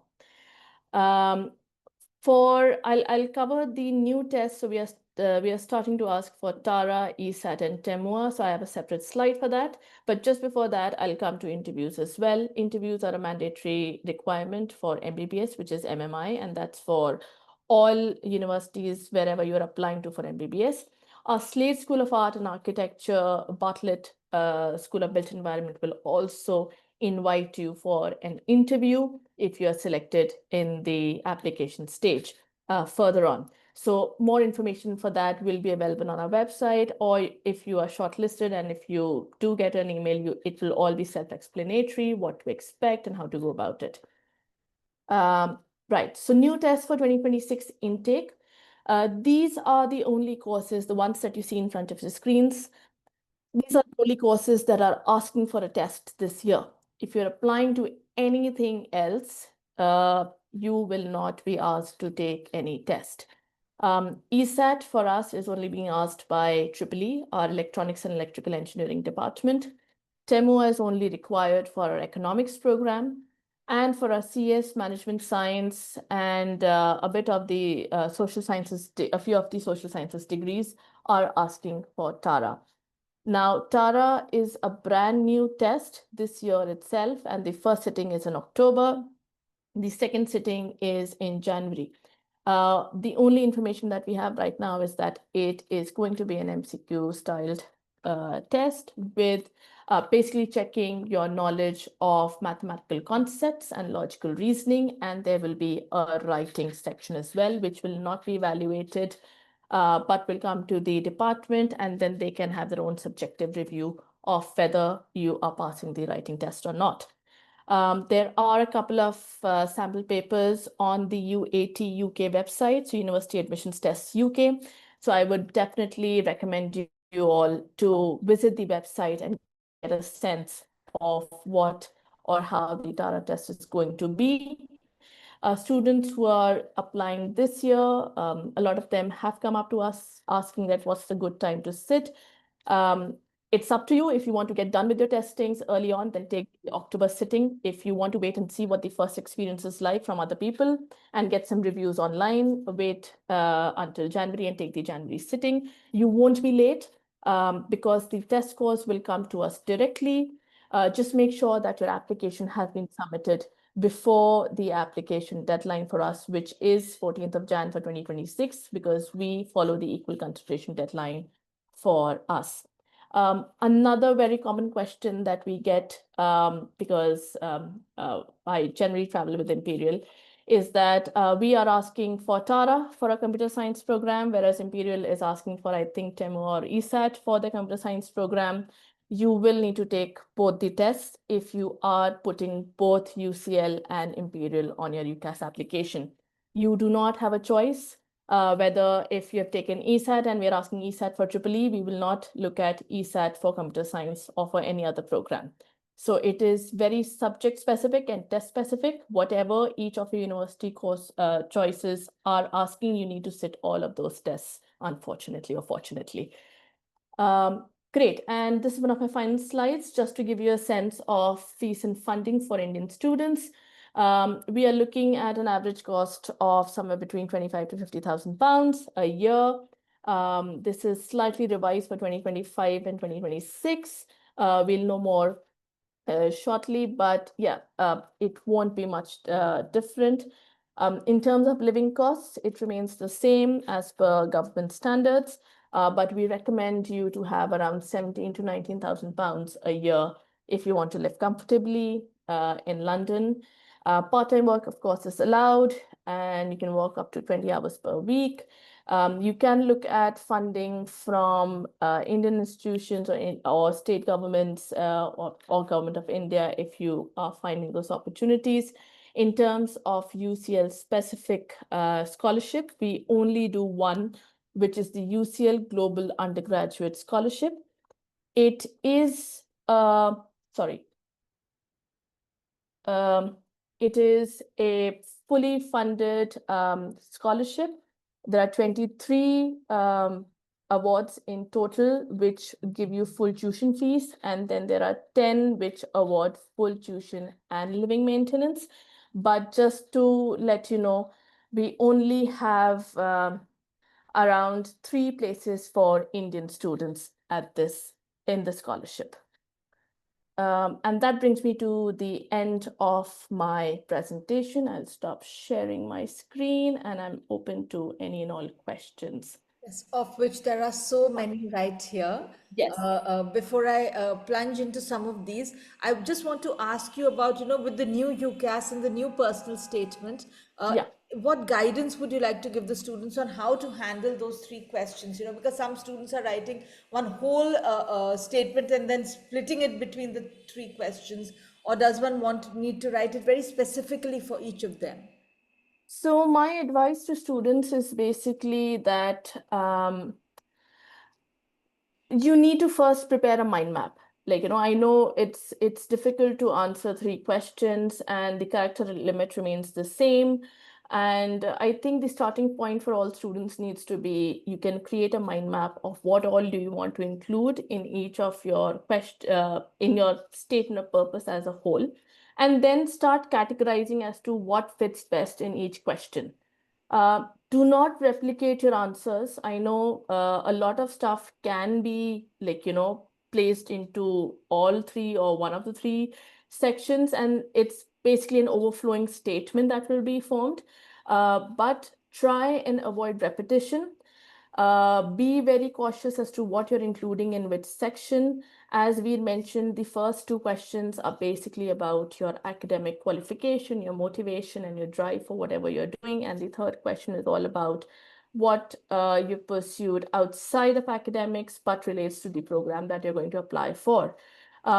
So make sure that it reads, well, we are not looking at an overflowing statement. But we also do not look at each question individually, and we are not marking them individually. We will look at the entire statement of purpose as a whole, as one complete submission with 3 questions in it. I hope that makes sense, what I'm trying to say. But yeah, your starting point should definitely be a mind map, and then place them, rate them as to what works best, and then see, wherever you have the space, you can add more to it. Also, another advice is that whilst it is a personal statement, you need to talk about your growth, your learnings, your achievements, and your suitability for the course. Don't start talking about your personal history or how did you come upon it, and then shift the spotlight to a particular instance or a situation. No, we are not interested in that. We are interested in how you're a good fit for the university and for the program that you're going to apply for. So when you're proofreading your essay, check whether the question, should I accept you onto the program, is being answered, or are you a good fit for the course, is being answered or not. Right, wonderful. Davina, that really gives us a lot of clarity on that. Now, there are questions about grade 10 scores and grade 11 scores. How much do grade 10 scores matter? How much do grade 11 scores matter? Does only the predicted grade matter? Could you give us Yeah. So we are basing our decisions specifically on the predicted scores that you send us. All students, of course, when they're filling in the UCAS application, will be asked to fill in their 10th grade scores anyway, because we will be looking at your English and math proficiency. When it comes to 9th and 11th grades, we do not look at it. But again, a general advice is that when you're applying to a university like UCL, where the entry requirements are very high, we obviously would expect you to have high scores in 9th, 10th, 11th, so that your counselor can predict a high score for 12th as well. So that's the thing. If you want a good high predicted for UCL, you need to be a consistent high performing student at school across the past 3 years. Right, absolutely. So that makes sense. But, I'll just labor this point a little bit, Davina, because, about the Great Indian Dip, that somehow grade 11, everybody 11th, yeah, it's sort of- fun year. Yeah. Yeah. It's just, I think, somehow relevant to our country. So does UCL pardon that? Does that come into consideration? Or it's just that you have so many competitive applications that it's a blip on their record? So we aren't looking at your grade 11 scores anyway. So if your counselor is not sharing that with us in the reference section or wherever, teachers can put in, if we don't see it, we don't know. It's as simple as that. I know a lot of teachers, they understand and they realize that class 11th is where students are either experimenting themselves, or it's also a fun year for a lot of students, so they may have that dip in their scores. But if you've been a diligent student, if you've had that high performing caliber, and if they see that you have been dedicated to it throughout your, say, final semester of 11th and your first semester of 12th, then I'm sure they'll be happy to give you a high predicted score as well. You just need to have, I would say all students need to have that conversation with their counselors early on, where they tell them that you are looking at universities like UCL, Imperial, Oxbridge, who demand high or perfect scores. All right. So if they are in the loop, they will know what to do.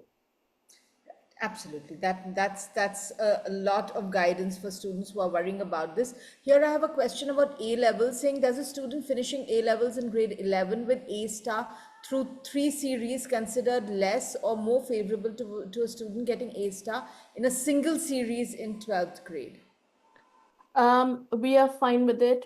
All we are looking at is A stars in your A levels. You can do it in one series, or the May, June, and July. I think there's March and then there's June sitting, something like that.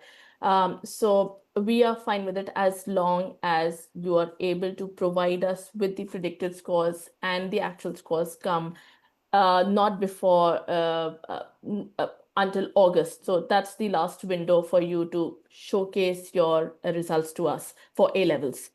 I know some students get the results in May and then some get in August. So we would want you to provide us with the actual scores by the absolute final deadline.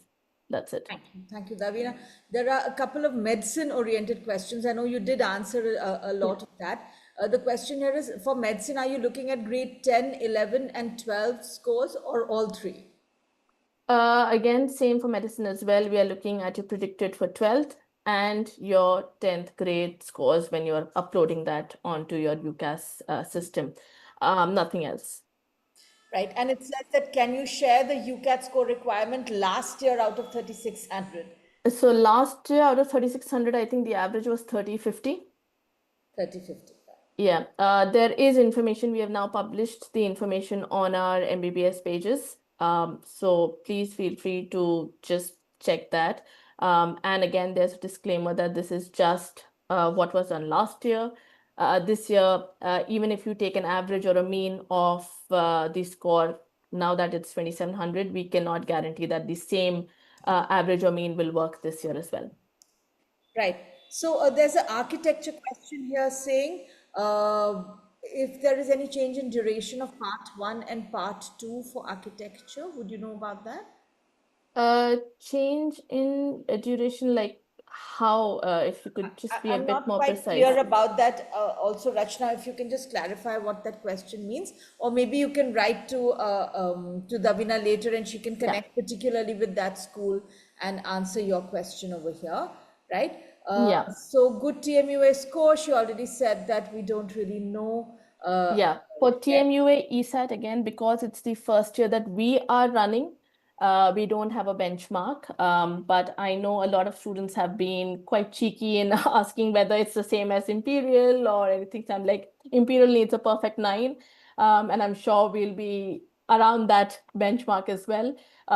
Again, we cannot comment on what the benchmark will be for ESAT and TMUA this year because it's the first year we are running it. Right. There is a question again on medicine. Is there a capping for Indian students for medicine for UCL? No, so we don't have capping for on the basis of nationalities. It's just plain 24 number of seats are available. And just an update on that, that from this year, we're also accepting students from CBSE and ICSE for our medicine program. So until last year, it was only IB and A levels, but this year we're accepting everyone from India. So they can apply to us. Right.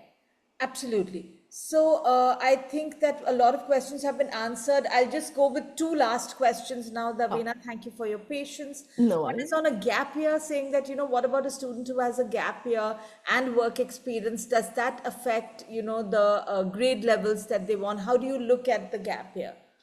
So we do get a lot of students who take a gap year and then apply to us with their final scores. I would say as long as you can justify the gap year in your personal statement and you're clear as to the fact that you did not waste your time. And I know a lot of students say that we were preparing for entrances or we were traveling or we took up a job. As long as you can tell us as to what you did and what was the growth or what was the learning in that 1 year and how it has better prepared you to apply for a UK education, that should be all right with us. I think, Richa, you're on mute, sorry. So sorry, yeah. The last one here, I think I would know the answer to this, but I think people are very hopeful. And so let's see if we have a hope-inducing answer over here. Yeah. The question is, if my actual grade is lower than the predicted grade, how many points below is an accepted norm? Not at all. So if you're even 1 mark low from the predicted, we will hold on to your unconditional offer. And we will wait until August when the final UK level results are out. Only if we have any spaces left after that, will we then look back to people who were narrow misses. So technically, like I said, if even one subject is below the mark and overall you are getting or you've been marked over the minimum requirement, we will still not give you an unconditional offer letter. We've had a case where a student was given a condition of 39 on 45.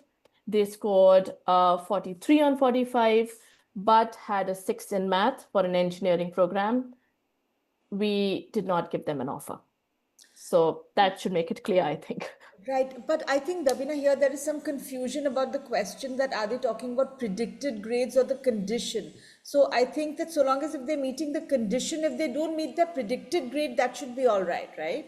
So your predicted should ideally match the minimum requirement that we are asking, and that will be your condition. All right. So our conditions are exactly what are mentioned on the website. In very rare cases, we'll give you a higher condition than the minimum requirement, and that would be basically because there would be a case where a student is being predicted a 45 or a 95 all around or a 99 all around.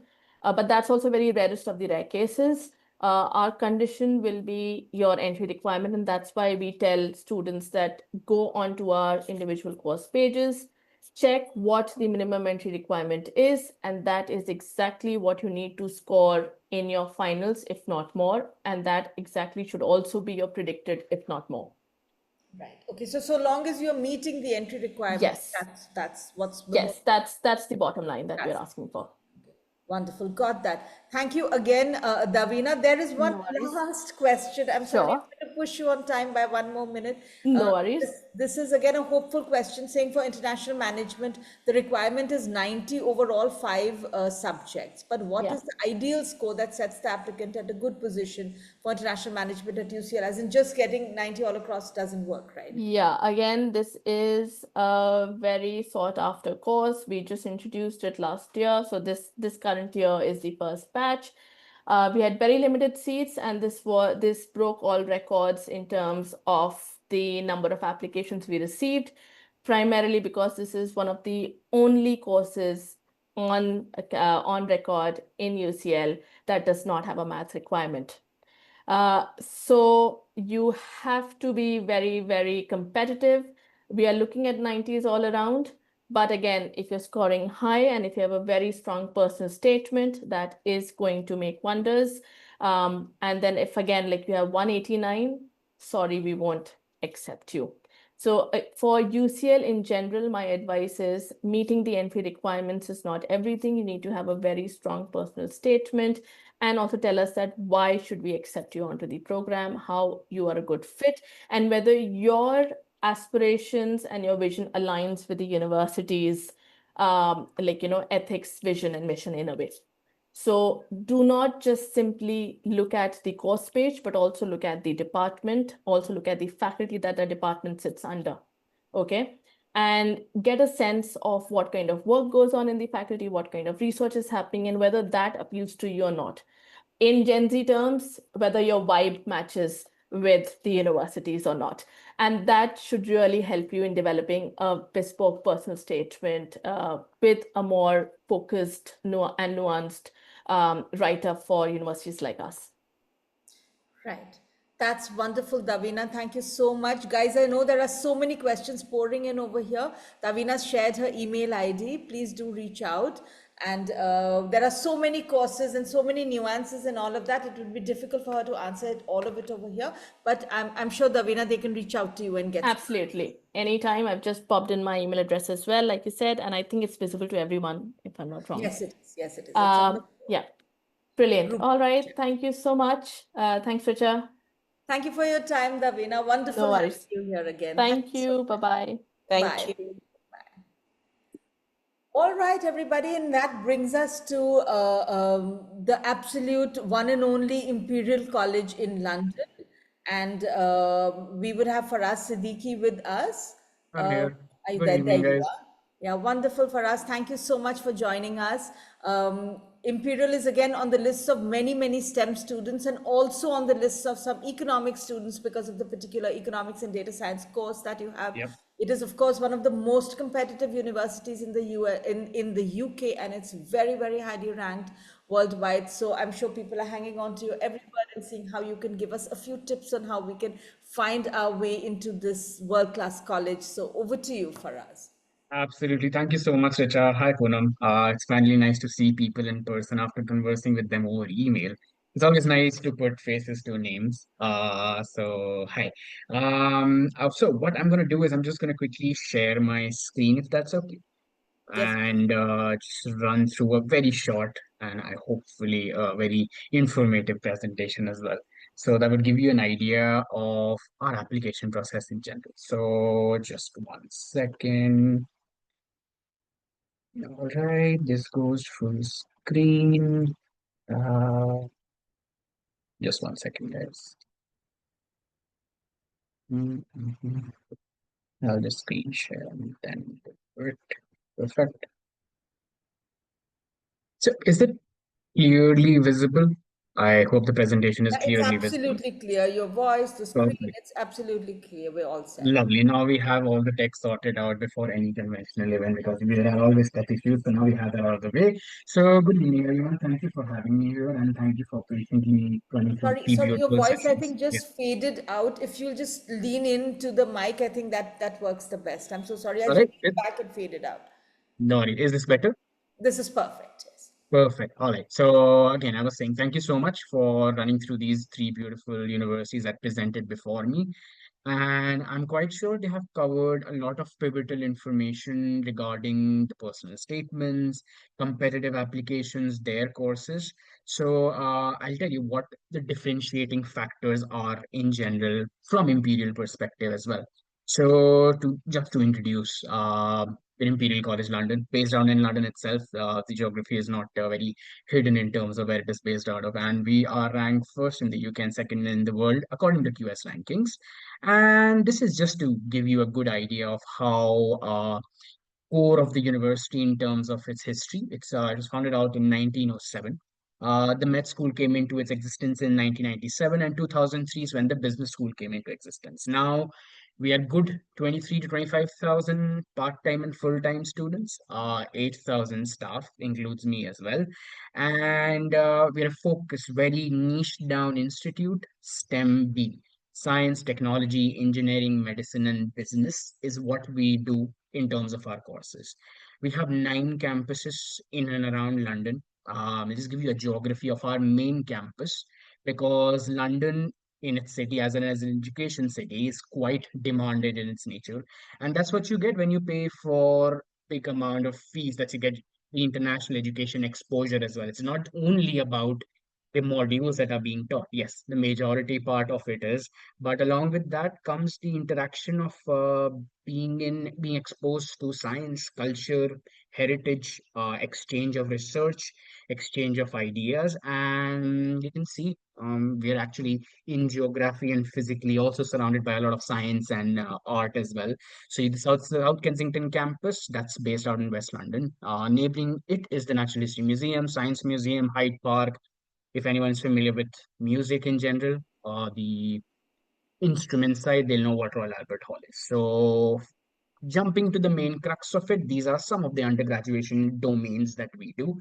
If I had to narrow down and give you an idea of what would be our top sought out courses? Of course, that's going to be aeronautical engineering that cuts close to aerospace, but domains of engineering, be it mechanical, computer, software, these courses are very sought after. After that, we do indulge in a lot of computer science courses. So if you look up the website, computing along with specializations in artificial intelligence and machine learning, visual and robotics, security and reliability. These are some of the domains that are offered at the undergraduation level. The beauty of these courses are if you do it without a specialization, it just gives you an undergraduation degree. But if you do it with a specialization, it gives you an MEng degree, which is an integrated master's degree. So these are some of the courses along with medicine. I got a hint of the crowd that medicine is a popular ask amongst people.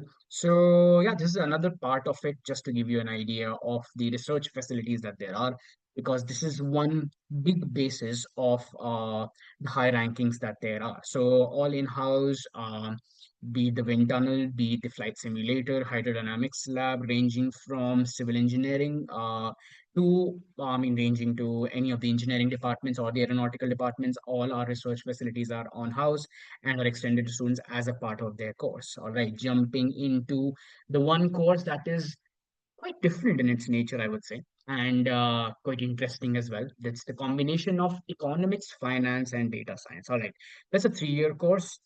It's a good blend of two domains of the business side, which is economics and finance, and the third year is a good integration with data science. So if someone is looking into tapping into financial technology or fintech, it's a good course that you can look into. All right, yeah. So Davina, I'm sure she has talked about a good competitive personal statement. That is necessary for sure. We draw a lot of emphasis on super curricular activities. So, super curricular activities are activities which you do pertaining to your academics, but you do them outside of your classroom. So, research papers, research projects, group projects, individual projects, Olympiads, STEMathons, hackathons. All these are good examples of super curriculum. So, that's one part which I would like to mention while I'm talking about a good competitive SOP. Because if you notice, the third question in the new UCAS model asks, what have you done apart from your education in general? And that's where your super curriculars dive in. Apart from the conventional grades, interview, you have the personal statement, one letter of recommendation, something which is unique to us, and I mean, for sure, other colleges as well, are the entrance tests that we take. So, ESAT, which is mentioned on the left side of your screen, is going to be broadly specific to the engineering, aeronautics, and physics courses. And on the right side, you can see the TMUA. That's on the right side. So, mathematics, computing, and economics, that's the domain it covers. So it's an MCQ based format for both of them.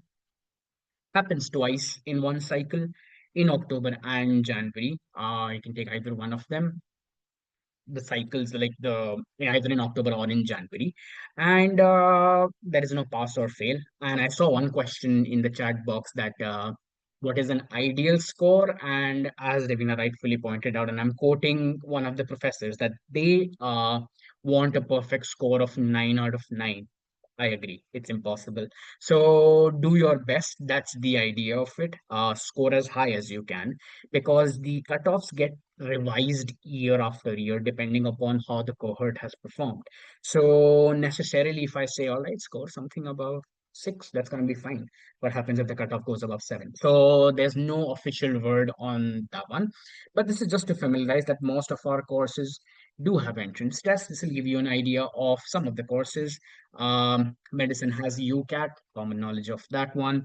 But this slide has more entrance tests. But don't worry, when you go down to our course pages on the website as well, you'll find each and every information of if any of the courses have an entrance test attached to them.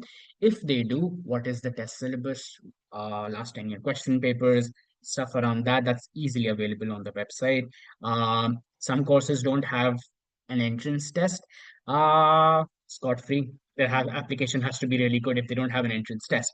But along with the entrance test, there are interviews as well. Some courses, again, on the course page would not have mentioned that there has going to be an interview, but from our end, we always advise be prepared for an interview, because academics do come across some things in the profile that they do want you to elaborate upon, or the students to be elaborating upon, that they can call for a one-on-one interview, or they can suggest an academic discussion sort of thing. So be prepared for an interview as well. Right, so that's the email ID on the left-hand side down. I will be posting it on the chat as well. But yeah, I mean, just for reference, if you want to reach out after this, please feel free. I've left a lot of time for question and answers because my presentation would have been very redundant based upon the three people who have presented earlier. So yeah, there's a lot of time for question and answers. Feel free, guys. You can ask questions. You can reach out, ask in privacy as well. I'll make sure that I do my best to answer these questions as well. Please, yeah, all over to you guys. Right. Thank you so much, Faraz. That's, the questions are pouring in. I do want to Oh, start with one of my questions before I please do. go on with the questions from the audience, which is about when students are framing a STEM personal statement. Now, that's a very different personal statement from if I'm applying for an economics or a psychology, right? So often when you're applying for social sciences, you discuss books and research papers. Now, what would be some of the core things that you would think should be in a competitive personal statement for STEM courses? Right. So, one thing that students need to keep in mind is that their personal statement is going to go across to 5 different institutions. All right. So, I would say don't pick on the name of the course. Understand what the course domain is all about. Let's say, hypothetically, this is one of the most sorted examples I have in my mind, is economics, finance, and data science. We have it with a triple combination. Other colleges don't.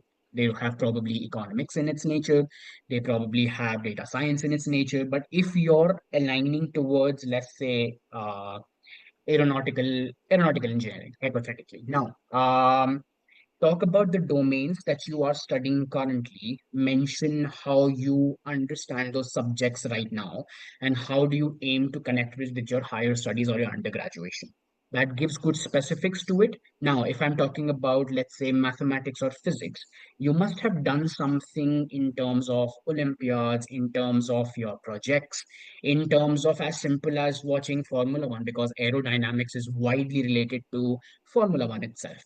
Have some research knowledge based upon the concepts of either physics or applied mathematics in general. It's just one example. That's one of the easiest example. But yeah, that's a good way to enhance or emphasize upon your interest for a science course or a STEM course. Interact with the modules, know what you're studying right now, develop a basis of connecting the two, understand your subjects better. That would make a differentiating factor of it. Right, wonderful. There's a question about super curriculars, which is, I've Mhm. just put it over here saying, what can a student do as a super curricular or an academic activity to show an interest in a particular subject or field? Is the super curricular a new term? I think so. It's just different from extracurriculars. So the differentiating factor from extracurriculars, that extracurriculars are a lot based upon your hobbies as well. I'm not at all saying they are a waste or they don't come into action or they don't give you something to base upon your application, but super curriculars are good motivators or good basis to show academic proficiency in general. All right, your grades do speak for them, but being a niche university or a niche institute, we are looking for more academic rigor, more academic proficiency, and that's why our emphasis, that's why they call it super curriculars, that they develop your proficiency in the subject that you are doing. All right, some, let's say, hypothetically, one example that a student very beautifully covered, one of the Gurgaon schools itself. So she wanted to get into economics, finance, and data science, and her interest was in art. So she came up and said, like, okay, I'm going to do a financial analysis around the art exhibition, curating art, putting up an exhibition, and getting a good ROI and doing a financial analysis around it. So she did a good financial analysis and understanding of it using tech pertaining to her hobby. So that's what super curriculars are actually. So yeah, that's the answer to it. Right. Okay. So I do think that there are a lot of questions around that, but I want to move a little bit Okay. to the questions around medicine. A lot of people have interest in medicine here. And so what they're saying is that what is the duration for an IB student? Is there any funding or scholarship that would be available? That's a very short answer of no. We don't have any scholarships at the undergraduate level. For an IB, there is a grant or a bursary. I'll share the link with you. You can share it later on. I'll have to go through and waste time on searching about them. But there is a grant for IB students for medicine in general. So I'll make sure I'll send it out to you. You can send it out to you guys. Perhaps, Kritika, maybe you can take a quick look and see if we can share that Yep, before that would be the good. Yeah. session is out, right? Okay, all right. So, and is there a number of seats for international students in medicine that you'd be aware of? Seven, ballpark around 72 to 74. But That has been fluctuating from last year, if I'm not wrong, but it's around 70 to 72. That's for international students. No It's a capping huge in one. terms of India. Yeah, that is. They have increased by two as well. I mean, that's a good increase. Yeah, wow. No country-wise seats as well. So there's no specification to it, but there's an international allocation in terms of that. Right. Of course, it's extremely competitive. So if you're a very competitive student, then you have a pretty good shot at Imperial, is I think Absolutely. what's being said over here, right? Okay, so there's a question over here about Olympiad saying, is participation enough, or do you have to win in many of these Olympiads? To win them. I would say win them because see, participation won't take you a longer way. And this by any means does not mean that participation is not crucial. But when you're aiming for excellence in terms of your application, winning does stand out in terms of boosting your application. So yeah, that would be necessary. Right. Now there are many medicine questions pouring in again. Is there a ballpark park UCAT score you could share? No, I was very firmly, this was very firmly discussed in our meetings as well, that we cannot give you any idea about any of the ideal UCAT scores because it's in the limbo right now. It has changed, the format has changed, a couple of things have changed around it. And very honestly, that's that's admission team's prerogative to actually have a ballpark figure, but I would say score as high as you can again on that one. Right. All right. So there's a question about the Business Excellence Award, the scholarship. That Mhm. is it possible to get the scholarship at the undergrad level? Business Excellence Award. Let me just shell it out then. Business Excellence Award. Lovely. Yeah, I think so. It is Business School Excellence Award, almost 50% of it's a bursary. Yeah, I think so. That's the one that was being talked about. So that does, I mean, what was the question again around it? Yeah. So the question is that is it possible to get the Business Excellence Award, that scholarship at the UG level?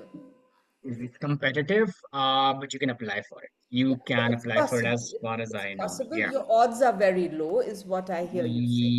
Yes, it's undergraduation funding and scholarship. So yes, yeah, it is. Right. Regarding internships, there's a question that for medicine, does the university offer an internship to the student, like a confirmed internship?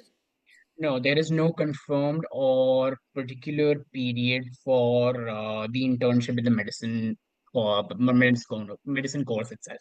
So there's no specific period for it. No. Right. Now, there are many questions regarding internships for other courses. That see, it's very Yep. difficult for a student in grade 11 and 12 to get an internship. How Mhm. important is an internship? How long should it be? Right. So the pool of internship lands into the pool of super curricular. So if you don't have a long or a lot of internships per se, that's not a problem. You can always compensate it with other things, documentaries, research papers, as small as writing in your school magazine, a niche down article on the relevant subject that you're going to be studying. That's also a good super curricular in its existence. If there is an internship, I would say no less than 2 months. And I completely understand that it's very difficult for school kids to get an internship and do it for that period of time. But if someone does, a good 2 months would do. Apart from that, the thing to remember with internship is just identify the relevant skills that you're learning from it, because at the end of it, the name of the internship won't matter that much, but the transferable skills that you mention on your personal statement, they would count for it. So let's say if it's from an organization, I mean, as big as something like KPMG, Wells Fargo, or something like that, just to take big names right now. If you don't identify the transferable skills and they're not relevant to what you're going to be studying, they count no value to it. Right. Okay. I have a question here about TMUA. That is there a Uh, TMUA score that you no, can know? All right. no. Sorry, guys. No TMUA scores coming out of this one either. right? So just do your best over there. Another medicine thing, I think we didn't get clarity on this, did we? That for an IB student, is a medical course 5 years or 6 years? I thought you mentioned that. 6 years, 6 years, 6 years, I'd same say. thing. So it Yes. doesn't matter. It does not impact the No, no, no. duration. So doing 6 IB does not MBBS impact students is the 6. duration. Okay, all right. So would applying early make any difference? So if I apply with the Oxbridge cycle, does that help me? Mhm. Uh, we don't have early evaluations. It's you won't get an answer. Let's say take the example of hypothetically, let's say someone applies in October or November. Our evaluations will start once the entrance tests are done in January. Then that is when the evaluation will start. So no early difference makers, no early bird offers. As simple as that. Right. Okay, wonderful. So there you are. You can relax and take your time on building your personal statement and send it in by January. So that would really be good. Absolutely. Just be mindful of the test dates, I would say, because they are non-negotiable. Their registration dates, their performance dates. You need to just keep in mind those deadlines are very crucial. So if you're putting it for October, remember that if it bounces beyond October, then it becomes a little difficult. So if you've chosen the October one, you need to align your preparation accordingly. Now the next question would come up: do we have a preference? Between October or January, we don't have a preference between October or January. Right. And we can only take the test once, right? Once in one cycle. Yeah, once in one cycle, right. All right, there's this question that's come twice, that can the three AS levels be in two separate series and the A levels in the same series? Does that matter? No, as long as you get two A stars and one A, that's completely fine. That's perfectly fine. Right. All right. So as you can see, the anxiety is a lot about the admissions in this year, right? Mhm. But I do want to ask one larger question before we Please wrap do. up, which is Yeah, about the job prospects of students who would be coming out of Imperial. The political environment has really changed now, with people preferring to go to UK or EU rather than the US now. But there's a little bit of anxiety about, how the job prospects would pan out. Could you give us any view on this? absolutely. So, by policy, there are two things, two perspectives on this one. First of all, I think so. There's a lot of anxiety regarding the white paper that came out, and that has trifled with a lot of people, obviously. But to tell you factually, it has not even gone into discussion and legislation. So it's just a piece of paper till now. Nothing has changed. It's still 2 years of PSW. It's still all those things are intact. And by policy, by the government, UK is still one of the few countries which by policy is still inviting students for application. UK is, Ireland is, France is, Germany is. We're seeing promotion of European countries and UK countries booming still too. We saw a good spike of applications last year as soon as the US news came out about the social media checks and all of those things. We saw a spike of it, and we tried to accommodate it, but it was too last moment. So now you need to see the job prospects in a very different way, that there are jobs and the courses that you are going to be doing are pretty much very revised and very relevant to what the industries they are, what the industries are demanding in general.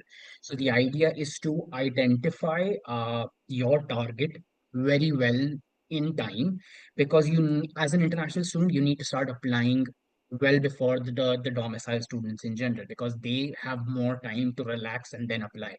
We had students who started out 1 year early, not applying jobs, but lining up their internships, getting the documentations ready, getting anything extra needed for a particular company or a post. And they did land a decent or their targets in general. So you just need to start early, have multiple plans to it, that okay, if this does not work out, I'm ready to take up this opportunity to stay there and start working. Our employment rate, if I have to give you stats, it's close to 90%. arguably we are one of the most sought out employers destination as well, because the level of education and the level of proficiency Imperial graduates are bringing into, it's very relevant to their industry standards as well. So you won't find a very normal straightforward course at Imperial. It's going to be always linked or integrated with some of the other domain like biochemistry with management, or computer science with artificial intelligence and machine learning and something like that. So we do make an effort to make courses relevant to the industry as well. So yeah, that's my TED talk on employment and careers in. Wonderful. Thank you so Yeah. much. I have to say the picture behind you looks really, really nice. But before I let you go, someone's just inserted one more question, which I think the answer is obvious, but do clarify. I think that would be wonderful. Saying that a medical student, do they also have the same 2 years to look for a job or postgrad, or do they have a They longer do. time? Same two They years. do. Right, so Yeah, it is a that's right. 2 year post-study work visa, Manish, the Yes. same thing. And Shimoni, please do reach out to Please do. Faraz about the alumni network. I'm sure that's a long TED talk that he can give you Yeah. about that as well, right? So thank you so much, Faraz, for your time. This has been really, really wonderful.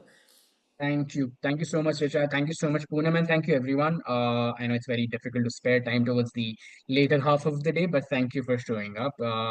Please, the email ID is there. Please reach out to n number of questions. Any clarification, more than welcome to answer on my side as well. Thank you so much. Thank you. Right. So, everybody, thank you for being here. As you guys are moving out, I want to just show you a little overview of what we do. If you have any questions, you can reach out to us, and Kamalika will be in touch with you and share a recording with you as well. So, here we are, a little bit of overview about our work. It's just a short film that'll give you a sense.